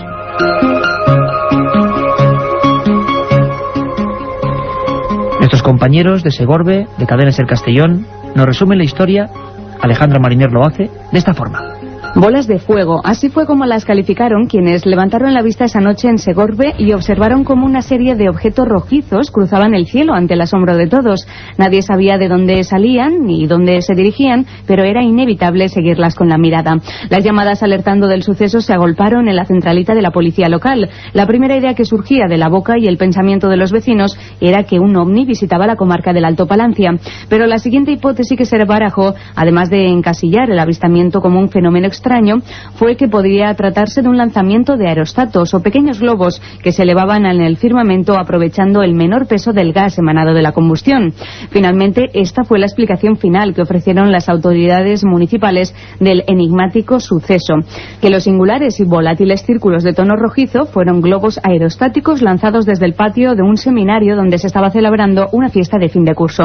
Esta fue la versión oficial, como decimos, aunque ningún representante del seminario llegó a confirmarla, pero al menos sirvió para convencer a algunos, que no a todos, los que aquella noche vieron algo insólito volar sobre el limpio y estrellado cielo segorbino. La otra realidad. Milenio 3. En la cadena SER. Ocurría apenas hace una semana, de nuevo las preguntas en las calles, en las ciudades, de nuevo la inquietud, las polémicas entre personas que creen. Yo creo que esto no es cuestión de creencias, sino de descubrir si hay una verdad, si los casos son explicables, y Milenio 3 quiere estar siempre ahí, cuando los casos son misteriosos o se resuelven. La agencia EFE decía o comunicaba tiempo después, un par de días después, que un investigador de este tipo de fenómenos se había dirigido, era el único, a Segorbe para intentar entrevistar a las personas, sacar conclusiones. Ese investigador, miembro de la Sociedad Española de Investigaciones Parapsicológicas, era Gabriel Gómez, y lo tenemos en conexión directa desde Castellón. Gabriel, buenas noches, compañero. Hola, muy buenas noches. Encantado de que estés con nosotros. Gabriel, sé que es difícil resumir, pero ¿qué ha ocurrido en Segorbe? Lo contaban los compañeros Alejandra Mariner de Cadena SER Castellón. ¿Has podido averiguar algo? ¿Había realmente esa expectación que parece que, digamos, destilaban los teletipos allí en esa localidad? Bueno, para empezar, pues comentaros que yo estoy en Alicante y el suceso fue en Segorbe, en Valencia. Y bueno, y sí que hubo algo de expectación, pues de todo hubo. O sea, hubieron personas que no lo vieron, hubieron personas que sí, hubieron personas que se lo habían comentado, habían otras personas que no. Y bueno, y como habías estado comentando y tal y como habéis hablado en la introducción, pues ha habido una serie pues de polémicas, si era, no era, si los pequeños aerostatos estos. Y bueno, y lo que sí que se hablaba, pues, este tipo de ovnis, sin entrar en hacer una evaluación de ovni con naves extraterrestres, este tipo de cuestiones, pues sí que vieron estas bolas de fuego pues atravesar con una cierta velocidad el espacio aéreo. Si bien algunos dijeron que no, que iban bastante despacito. Es un caso bastante curioso porque hay una gran cantidad de personas que han visto unas cosas y han visto otras, y hay unos puntos de vista bastante dispares. Es curioso, hay un fenómeno y parece, Gabriel, que la interpretación varía mucho, ¿no? Te encontraste, como dices, diferentes testimonios. ¿Cuántos más o menos? ¿Cuánta gente se podría calcular que en esta localidad observó ese fenómeno en el cielo? Pues no lo sé, eso con seguridad, porque aunque tú estés con varias personas diarias, estás hablando con unas y con otras, pero yo calculo que como poco las 500 personas, yo creo que sí. 500 personas. Quizá esté dando una cifra un poquito aleatoria, pero yo pienso que sí, porque tú piensas que fue en la madrugada del sábado 28 al domingo 29 de junio, la gente pues sale a la calle, toma una fresca y son momentos en que la gente pues suele estar pues más atenta a lo que hay por encima suya. Y fue en ese momento cuando vieron aparecer este tipo de bolas de fuego, entre comillas, en dirección sureste-noroeste, es decir, de la dirección de la localidad cercana de Galdo hacia la localidad de Navajas. Y bueno, yo soy más de la opinión de que pudo tratarse de un lanzamiento de bengalas, aunque claro, las bengalas no dan para atravesar todo ese espacio aéreo.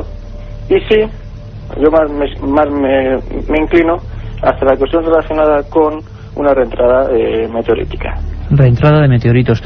Curiosamente, imagino que te has vuelto a encontrar, tú eres un experimentado investigador que incluso ha recopilado en una obra 26 investigaciones inéditas sobre el asunto OVNI, obra que desde luego recomendamos a todos nuestros amigos de Milenio 3, además muchas de ellas centradas, ¿no?, en la comarca de Levante. ¿Te habías encontrado historias parecidas en esa región? Sí. La reentrada meteorítica, yo entre todos los archivos que tengo, pues suele ser uno de los casos más llamativos, porque quien ha visto, que ha tenido la suerte de ver un meteorito, pues ver la magnificencia, ¿no?, y incluso a veces la grandeza de este fenómeno. Muchas veces estas reentradas pues son de desechos espaciales, pequeños desechos, por supuesto, o de meteoritos que no son ferrosos, son de otro tipo de material, y pueden producir en el espacio una estela que no solamente es blanquecina o amarillenta, sino incluso con colores como el rojo, el azul o incluso el verde. Gabriel, yendo un poco incluso, perdóname, a la sociología de todas estas cosas que nos interesa mucho y es digno de estudio, las personas volvían a acudir a la teoría de lo extraterrestre para explicarse, digamos, el último caso OVNI en España. ¿Volvía a salir esa palabra o la gente lo sentía o lo interpretaba? Sí, por supuesto. Cuando el momento en que se ve algo en el cielo y no se sabe lo que es, pues se acude de inmediato a la palabra extraterrestre y nave espacial y platillo volante.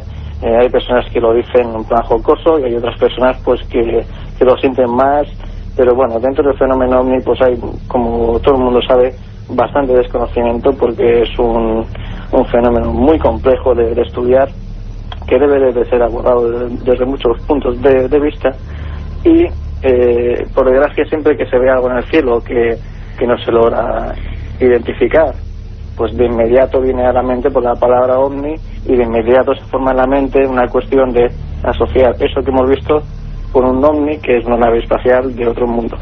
Hace apenas una semana hablábamos también con camioneros de Salamanca, muy asustados, habían visto algo muy parecido, y es muy interesante también, para mostrar la otra cara, cómo demostrar también y contar a la gente cómo se investiga para que podamos llegar a casos resueltos, y creo que también son positivos, ¿no?, saber cuándo algo desde luego queda resuelto. Sin embargo, la centralita de allí de policía recibió un sinfín de llamadas, como nos contaban nuestros compañeros, y lo que es cierto es que se dio una primera hipótesis, ¿no? Hablaban de una especie de globos. ¿Tú eso lo has podido descartar o no te suena muy fiable?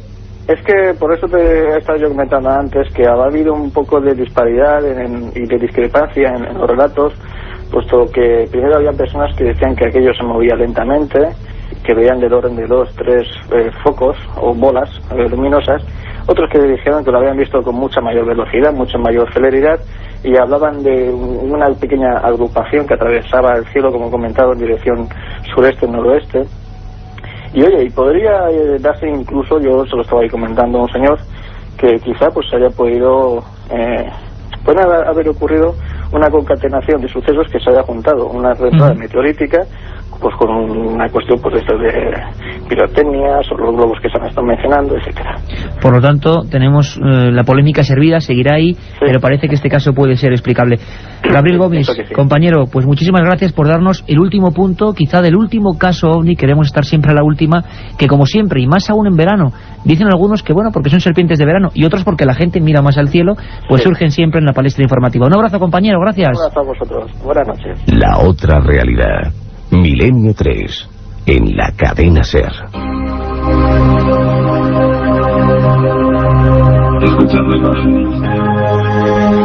Pero la casualidad nunca viene sola, siempre se concatena, como decía nuestro compañero Gabriel Gómez, con otros muchos hechos.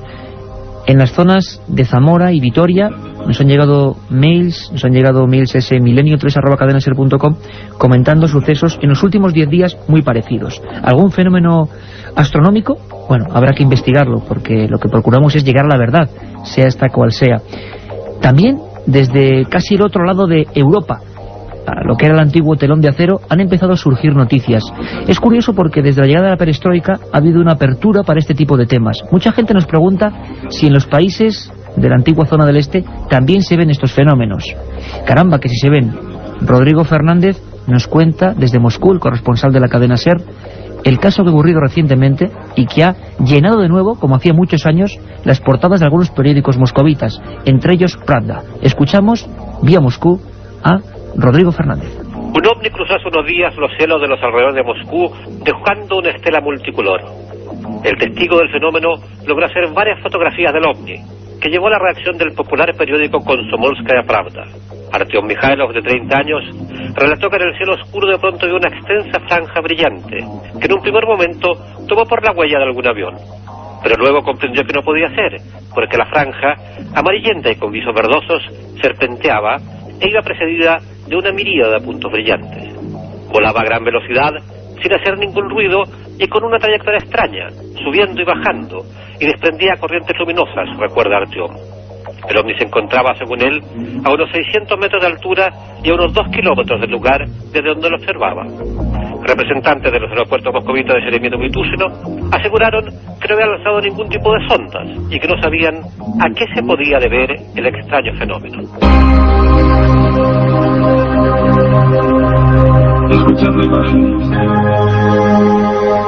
La incógnita, la interrogante, lo que siempre queda con estos casos. Y como siempre también, quizá dentro de 20 años, de 15, de 30, nunca se sabe con certeza, descubramos una porción de la verdad. Sabéis que todo el verano, a las 10, sábados y domingos, Milenio 3 y por supuesto también este día el domingo, de 3 a 4. Y que intentamos, cambiando sábados y domingos, por la excepción hecha en La Coruña ayer, llevaros la última información de lo que está pasando en todo el mundo en torno a los misterios. Y aquí tenéis una muestra, ocurra donde ocurran los hechos, ahí están los corresponsales de la cadena SER. Os preguntabais muchos por esos casos clásicos, terribles. ¿Cuándo empezó la Unión Soviética, la antigua URSS, a hablar de estos temas? Y hubo una historia que recordamos una madrugada que tiene que, sin duda, unirse a estos últimos hechos que han llegado a la portada del Pravda. Ocurrió en 1989, en una población a 500 kilómetros del Moscú, llamada Voronezh, un lugar industrioso, gris, donde casi nunca ocurría nada, 500.000 de habitantes. Y de repente, yo lo recuerdo perfectamente, el telediario Primera Edición abría con una noticia increíble: extraterrestres aterrizan en una ciudad de la URSS. Se hablaba en esa noticia, en esas crónicas, que ocuparon de nuevo las portadas de los periódicos y páginas interiores, de unos niños, de un centro escolar, de cientos de testigos y de no solo una esfera que había tomado tierra, sino de misteriosos seres en torno a ella. El caso de Voronezh acabó también envuelto en enigmas, envuelto en respuestas que nunca acabaron de darse. Lo quisimos recordar, ahora que en la ya conocida como Rusia ocurren casos, se demuestra que el fenómeno ovni, que las bolas de fuego, es algo internacional, que no sabe de lenguas ni de razas. Ahora queremos recordar aquella historia.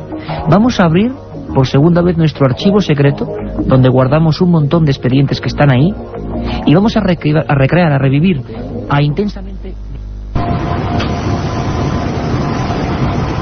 Voronezh, a unos 500 kilómetros al sur de Moscú. 21 de septiembre de 1989, 8:30 de la tarde. 3 niños, Yulia, Vasia y Sena, salen de la escuela y se dirigen a sus casas atravesando un parque en pleno corazón de la ciudad rusa. De pronto, descubren un gran disco rojizo que emite una luz brillante. Con lentitud, la bola luminosa continúa su descenso y se posa sobre la Tierra.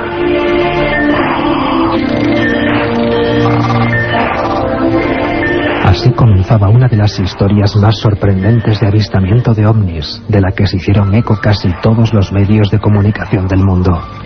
Según los testigos que presenciaron el fenómeno, el disco se abrió y de él salieron 3 figuras de humanoides de unos 3 o 4 metros de altura, con 3 ojos muy luminosos. Las criaturas estuvieron acompañadas en todo momento del terreno y descubrieron las pisadas de los supuestos extraterrestres, así como las huellas dejadas por la nave y restos de piedras extrañas. El por aquel entonces gobierno soviético guardó silencio y decidió no investigar el caso, que aún hoy sigue siendo uno de los grandes misterios de las supuestas visitas realizadas por seres de otros planetas. La otra realidad.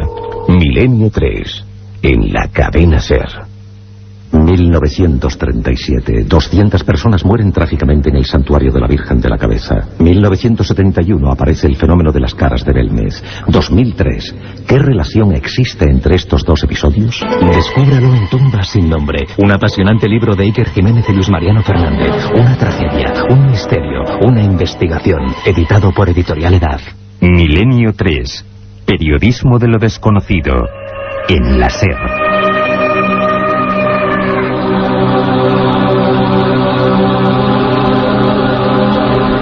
Milenio 3 con número @cadenaser.com, nuestra vía de contacto con todos vosotros, con vuestras dudas, sugerencias, peticiones, críticas, lo que queráis.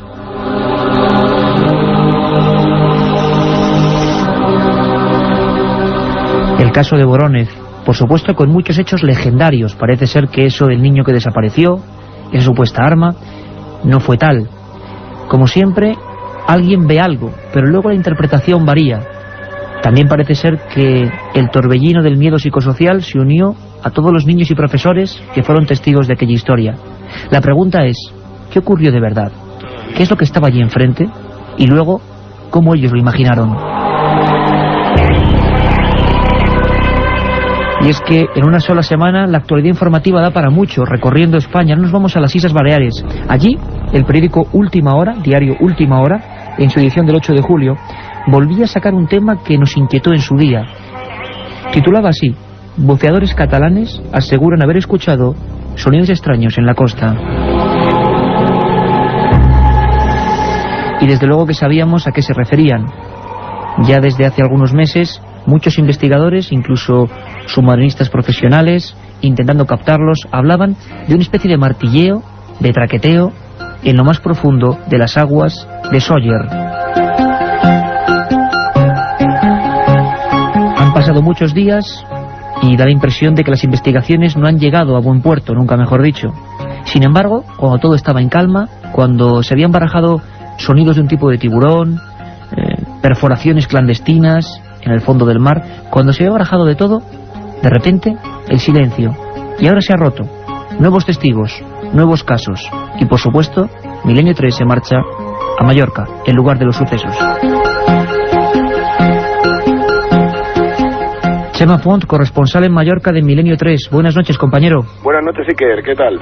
Pues perfectamente, intentando, saber, asimilar un poco la información, coordinarla, porque parece que los sonidos misteriosos, no sé si hablamos de los mismos, han surgido. Es el mismo lugar. Chema, cuéntanos un poco primero cuál ha sido la noticia y luego tus primeras indagaciones. Bueno, realmente he quedado un poco sorprendido al leer esta noticia en el periódico que has comentado, puesto que incluso habiendo estado pendientes de si volvían a repetirse o no, estando en contacto con escuelas incluso de submarinismo de aquí de Mallorca, no había vuelto a repetirse el sonido. Y bueno, según dice la nota de prensa, unos buceadores de una escuela catalana que prefieren mantenerse en el anonimato, bueno, dicen que los han vuelto a oír. Yo he ido, no los he oído realmente, no he escuchado nada extraño.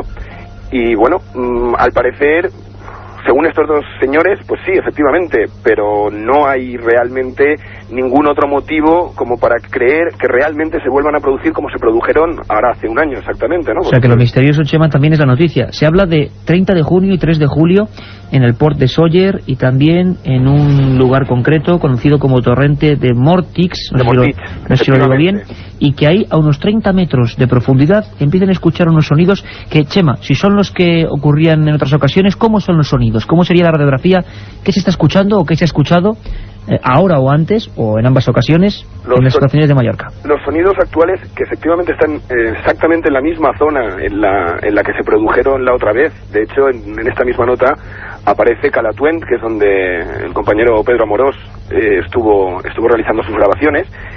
Estos sonidos vienen, según los testigos, a ser como los de un herrero golpeando el yunque, para entendernos un poco, ¿no? Pero difieren del sonido que daría el mar al hacer vacío en una cueva submarina, según estos expertos submarinistas, que no se han manifestado al respecto y que prefieren no volver a oír hablar del tema por los problemas un poco que les trajo de visionarios, etcétera. Ahí está el sonido, ahí cabe la posibilidad de que realmente se produzca, y yo creo que lo mejor que podemos hacer, Iker, es pues en estas fechas volver a dirigirnos para allá y ver si realmente se están o no se están escuchando. O sea que Chema Font, nuestro corresponsal, desde luego te vas a sumergir en el lugar de los hechos para intentar volver a captar o sentir esos sonidos, ¿no? Efectivamente, y bueno, la idea es ir con un equipo de audio y grabar lo que haya, y luego pues ya veremos qué es lo que realmente se ha captado.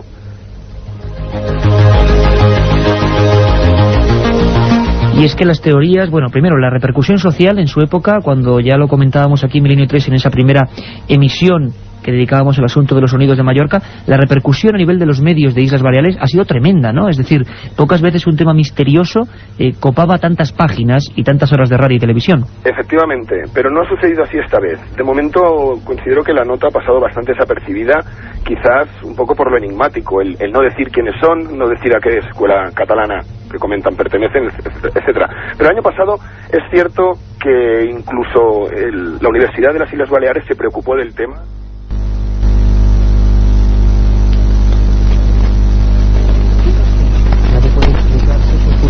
Despertar en los albores del siglo XI, cuando de la mano de las herejías medievales más importantes, como la de los cátaros, consiguió hacerse con un puesto de honor en el apretado mundo de las creencias.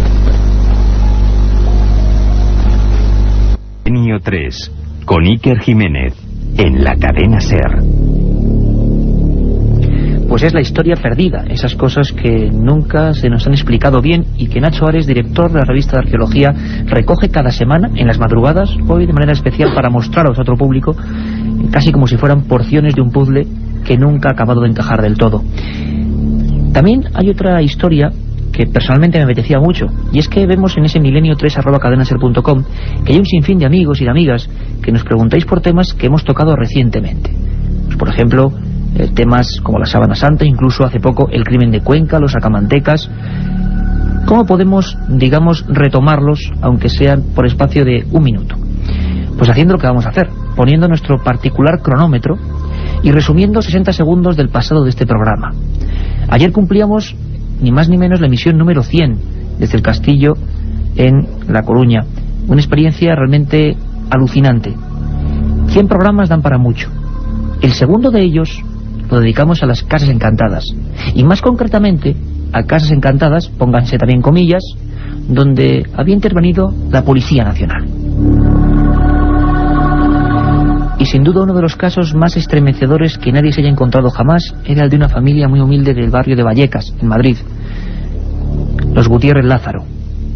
Su hija, la hija de este matrimonio, había muerto tras practicar el juego de la Ouija, ese mal llamado juego que parece que a veces trae consecuencias nefastas. Una muerte atroz en una cama llena de muñecas de porcelana. Según su familia le cambia la voz y empiezan a ocurrir cosas extrañas, cosas desde luego nada agradables, y menos a estas horas. De esa habitación durante varios días salía una voz. Ellos la identificaban como la voz de Estefanía Gutiérrez Lázaro, 18 años, esa hija muerta. Una voz que decía mamá. En noviembre de 1992, la Policía Nacional, 4 inspectores, entran, encabezados por José Negrí, en esa vivienda. Parece que nadie aguantaba más, que los vasos y enseres se movían, que la familia llevaba una semana durmiendo en el salón de su propia casa, encajando la puerta con un mueble, porque algo parecido a una sombra negra aparecía con la propiedad de poder tirar las cosas, algo etéreo que empujaba objetos físicos.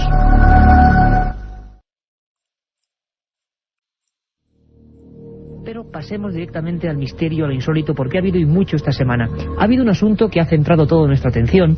Yo quiero que escuchéis bien todos, porque pocas veces escucha a un policía que ha visto un ovni, objeto volante no identificado, y pocas veces se le escucha cuando además ha sido parte de su patrulla la que ha asistido a ese acontecimiento. Y además, os aseguro que hay sorpresas fuertes. Muchas más personas parece que han visto objetos extraños en el cielo en la última semana, coincidiendo con aquella historia que contábamos hace ahora 7 días. Carlos Barroso, nuestro compañero, que alertado por una llamada a la cadena SER, aquí al estudio central, salía a la ventana y observaba sobre Madrid un objeto extraño con 4 picos. Bueno, ese extraño planeta, satélite, ovni, lo que sea, porque parece que nadie tiene la verdad, ha sido visto desde muchos y muy diferentes puntos de la península y las islas. Y vamos a tener a personas desde cada punto de España hablándonos de lo que vieron. De momento escuchamos a Francisco Ellín, policía de Játiva, en Valencia, directamente y rotundamente hablándonos de lo que pudo ver con otros compañeros policías. No tiene pérdida. Hay una patrulla de policía que está ejerciendo sus labores propias de patrullaje y ven algo en el cielo que les llama la atención porque era algo que no habían visto nunca. Entonces me llaman por la emisora del vehículo y cuando voy pues me doy cuenta de que cuando veo aquello que no es el planeta Venus, aquello es un objeto, estaba bastante alto la forma que pude visualizar con unos prismáticos, pues era como si se tratase de un dedal invertido. Emanaba una potentísima luz blanca, totalmente blanca, muy radiante, y luego por los bordes despedía una especie de azulado que iba de un azul clarito a un azul más tomado, más oscuro. La verdad es que algo muy extraño ha ocurrido en Játiva, Valencia, y ha coincidido. Tenemos decenas de mails. Yo siempre lo digo, me sorprendéis, de verdad que me sorprendéis cada semana. La colaboración ciudadana me ha hecho revivir, bueno, algunas cosas que ya se vivieron en su día aquí en el estudio 1 de la cadena SER, con un mítico presentador y un programa tremendo que era ese Medianoche, años 70, donde la gente era parte del equipo, y habéis demostrado de verdad con creces que sois parte del equipo de Milenio 3. Desde toda España hemos recibido llamadas al contestador, mensajes por vía correo electrónico a ese milenio3@cadenaser.com, un sinfín de historias que hacen que tengamos una visión muy completa de lo que ha pasado estos días en torno al cielo, a nuestro espacio aéreo. Tenemos en Valencia un compañero que lo conocéis de nuestro equipo y que ya ha intervenido 1000 veces, y las que le quedan, porque él ha estado muy cerca del misterio. Se encuentra en la zona, en Játiva. Francisco Contreras Gil, buenas noches. Buenas noches, Iker. Buenas noches a todos los oyentes de Milenio 3. Tocado de la garganta, pero recién llegado hace unas cuantas horas de... Pero al pie del cañón. Donde está la noticia estará SER, donde ocurre el misterio estará Milenio 3. Por supuesto, compañero. Hay más de 700.000 responsabilidades para ello. Desde luego, y a cada una de ellas hay que darle lo mejor. En este caso, lo mejor, pues quizás a nivel de misterio en España ha sido este encuentro OVNI. Francisco Gin, hemos oído sus palabras. No te queremos forzar mucho, Paco, pero cuéntanos qué pasó en Játiva esa noche. Bueno, vamos a ver, Paco Gin es la punta del iceberg, como diría el gran periodista investigador Juan José Benítez, porque creo que en estos días he recogido a lo largo de 6 o 7 testimonios de policías, y que, vamos a ver, el avistamiento o el encuentro con el misterio, con un titular que sería "Vuelven los ovnis al Levante", el retorno de los no identificados a la Comunidad Valenciana, ocurrió el 21 de noviembre, cerca del amanecer. Y fueron dos, una patrulla, como te comentaba, y como nos ha comentado a nosotros en vivo y en directo, de una luminaria, un extraño objeto no identificado, una luz no identificada.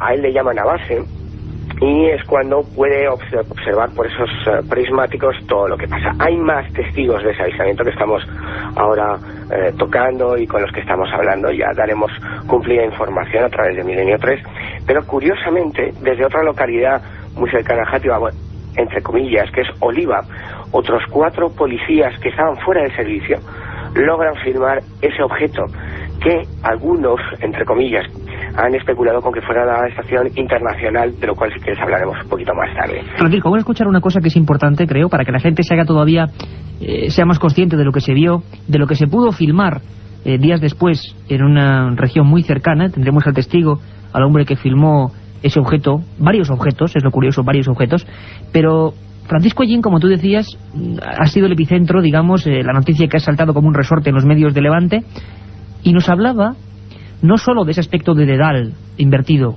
sino del extraño movimiento, y esto sí que nos ha llamado la atención, que tenía ese objeto. Vamos a escucharle, Francisco.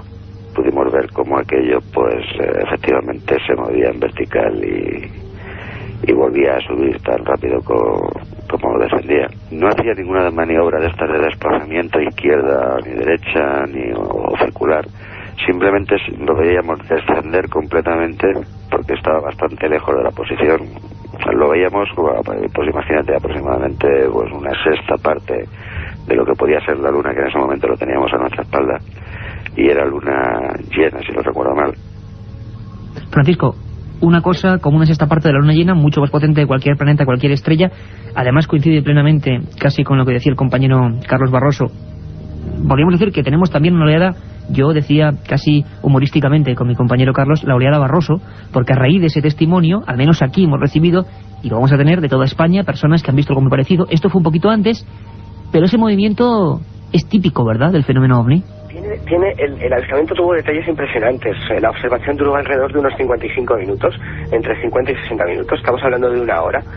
Efectivamente, como te decía, como nos contaba Paco Gin, tenía un movimiento muy extraño, porque subía y bajaba de una forma inteligente, o por lo menos parecía mostrar inteligencia.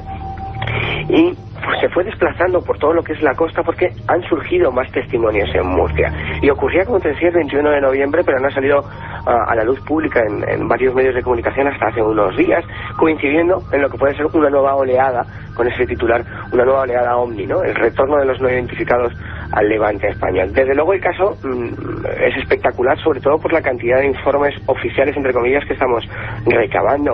Y imagino que en pocos días podremos incluso tener hasta imágenes, ya diremos dónde las podemos localizar y la pueden ver todos nuestros oyentes. Sí, porque al parecer Alejandro Vives, Francisco, una persona pocos días después en un lugar a unos 20 kilómetros de Játiva, en Oliva, junto con otros 4 policías. Exacto, que era el que grababa. Grababan el mismo objeto que estaban viendo la patrulla de policía local de Sátiva. Pero al parecer incluso hay un detalle, Francisco, muy interesante y que todos los que siguen el fenómeno OVNI nos darán la razón, porque al parecer luego en la filmación aparecen varios objetos y de una forma metálica muy extraña. Yo creo que podemos escuchar a Alejandro Vives, el videoaficionado que junto a esos policías graba esta observación. Creo que es un documento realmente interesante. Vamos a escuchar sus palabras. Hola, llamo de Talavera de la Reina, Toledo. Me llamo Eduardo España y suelo decir que el pasado jueves 5 de diciembre, sobre las 7 de la mañana, observé una luz, como describió el periodista Carlos Barroso. Eran como 2 luces muy brillantes que estaban pegadas con una estrella demasiado grande. Me llamó la atención y escuché el programa y me llamó la atención justo como lo escribía el periodista Carlos Barroso. Pero eso fue sobre las 7 de la mañana.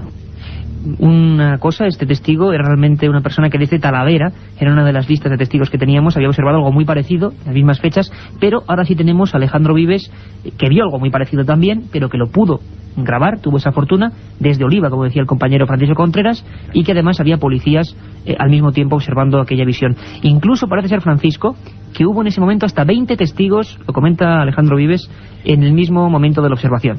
Vamos a escucharle.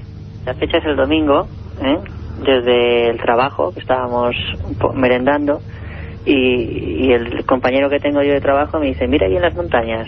Y ahí en las montañas habían 3 luces, no, me da la sensación de nubes, doradas, muy, muy grandes y muy bajitas, y estaban estáticas, quietas, ¿no? Entonces, pues yo ya, caramba, pues eso no es ningún tipo de avión, ninguna, eso está parado ahí, y qué raro. Y comienzan a moverse hacia arriba y hacia abajo, tienen unos movimientos. Y mientras yo estoy mirando a este chico, eso que filma, ¿no?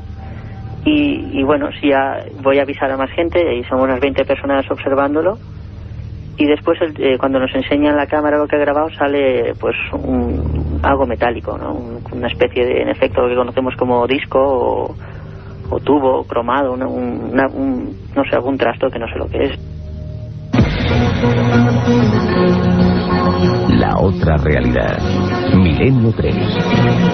En la cadena SER. Aparte de gozosos, dolorosos, gloriosos, los misterios de la Iglesia son sorprendentes e inexplicables. La periodista Carmen Porter te ayuda a desvelarlos en Misterios de la Iglesia, una obra que saca a la luz los episodios más impactantes del fenómeno religioso. Exorcismos, apariciones, cuerpos incorruptos, estigmas. Misterios de la Iglesia, de Carmen Porter, publicado por Editorial Edad. La otra realidad. Milenio 3. En la cadena SER. Después de estos consejos publicitarios, seguimos con la increíble oleada OVNI, aparentemente, que ha asolado parte de España, que comenzó en esa región de Levante, que se prolongó, al parecer, con varios testimonios sobre Madrid, de los que dábamos buena cuenta, y que nos han inundado el correo electrónico, hay que decirlo, decenas de personas que han visto algo muy parecido, desde Zaragoza, desde Barcelona, desde Málaga, desde Almería, desde Talavera, como escuchábamos antes. Vamos a escuchar a José Manuel, uno de tantos testigos, que vive en Santa Coloma de Gramenet, en Barcelona, José Manuel Pontes, que también observó en la misma fecha algo muy extraño, lo mismo que denunciábamos aquí en Milenio 3 hace tan solo unos días. Yo pensaba en un principio de que debía ser el foco de un avión, pero claro, aquello estaba totalmente estático y entonces pues rápidamente piensas que a lo mejor era un helicóptero o vete a saber qué. Y claro, un helicóptero a la altura que debía estar aquello sobre el mar, no pensaba yo, o al menos no creía yo que pudiera ser. Además que el foco se veía mirando hacia nosotros, hacia tierra. El resplandor aquel pues me dejó así extrañado, y aquello de la otra posibilidad que para quitarme la idea de la cabeza fue de pensar que podía haber sido un planeta. Francisco, se ha especulado mucho este tipo de testimonios, vamos a seguir con ellos, es la voz viva de las personas que están viendo algo estos últimos días. Se ha especulado, como tú decías, con una supuesta reentrada de diversos elementos científicos humanos. Y bueno, tú que a estas alturas, en los casos de allí, ¿hay alguna solución de momento? Por la información que estamos recabando, y que concretamente en el de Sátiva, que ocurrió el 21 de noviembre, esto es importante porque es donde comienza la oleada. Sí, el inicio. Vamos a dejarlo claro. La primera explicación oficial o científica que salió a la palestra fue que podría ser o que podría tratarse de la observación de la Estación Internacional Espacial. Bien, completamente descartado ya. Yo he manejado un par de informaciones, he estado hablando con diversos expertos en el tema y estoy esperando explicación oficial, la cual ya he pedido por diversos medios. Y la estación espacial solamente se pudo ver aquel día durante 1 minuto y 16 segundos, más o menos, 1 minuto y medio, con prismáticos, y sería muy pequeñita y no tendría, por supuesto, nada que ver, absolutamente nada que ver con la observación que tuvo Paco Ellín, la patrulla, con los 2 policías locales pertinentes y el resto de personas que el mismo día, horas antes y horas después, en Oliva y en otras regiones de la Comunidad Valenciana, desde Alicante y Murcia, han podido observar. Absolutamente ninguna. Habría que estudiar la posibilidad de que fuera algún tipo de fenómeno atmosférico y que fuese una observación. Lo curioso... Estamos intentando contrastarlo, o que estuviésemos con la reentrada en la atmósfera de chatarra espacial. Lo curioso, Francisco, que te voy a decir es que también casi todos los testigos, la mayoría de testigos de después del inicio de la oleada de Valencia, lo que hemos recibido son objetos bastante inmóviles, cosa que da mucho que pensar. Por ejemplo, tengo entre los muchísimos mails que hemos recibido un mensaje de Vicky Porcel de Granada, de las inmediaciones de Granada, que observa algo grande, fijo, luz fijo que no parpadea y que tiene 4 picos, que era exactamente lo que describía Carlos Barroso, nuestro compañero de Milenio 3, y un montón más de gente. Por ejemplo, Pedro Manu del pueblo de Arriate, cerca de Ronda, en la provincia de Málaga, también nos escribe la misma fecha, exactamente igual en esa noche de madrugada del martes al miércoles, exactamente dice, observé tal y como la describisteis. Dirección oriente, 4 puntos bien señalados, y sobre todo la gente, Francisco, coincide en ese color entre blanco y azul. Bueno, habrá que seguir investigando, pero sigamos con la fuerza de los testimonios. Juanjo Loquis, desde Zaragoza, también había sido testigo de lo imposible. Le escuchamos. Era un objeto estático, como una luz muy grande, era más grande que una estrella, más pequeño que la luna. El destello que parecía que eran como 4 puntas, pero vamos, más me inclino por el destello, y la verdad es que era grande, era más grande que una estrella que se pueda ver normal y corriente. Escuchando el programa la semana pasada, escuché que un experto decía que si eran 2 planetas. La verdad es que yo no me lo creí, sinceramente, con muchos respetos para esa persona, pero no, eso tampoco era para mi parecer no era tampoco un planeta.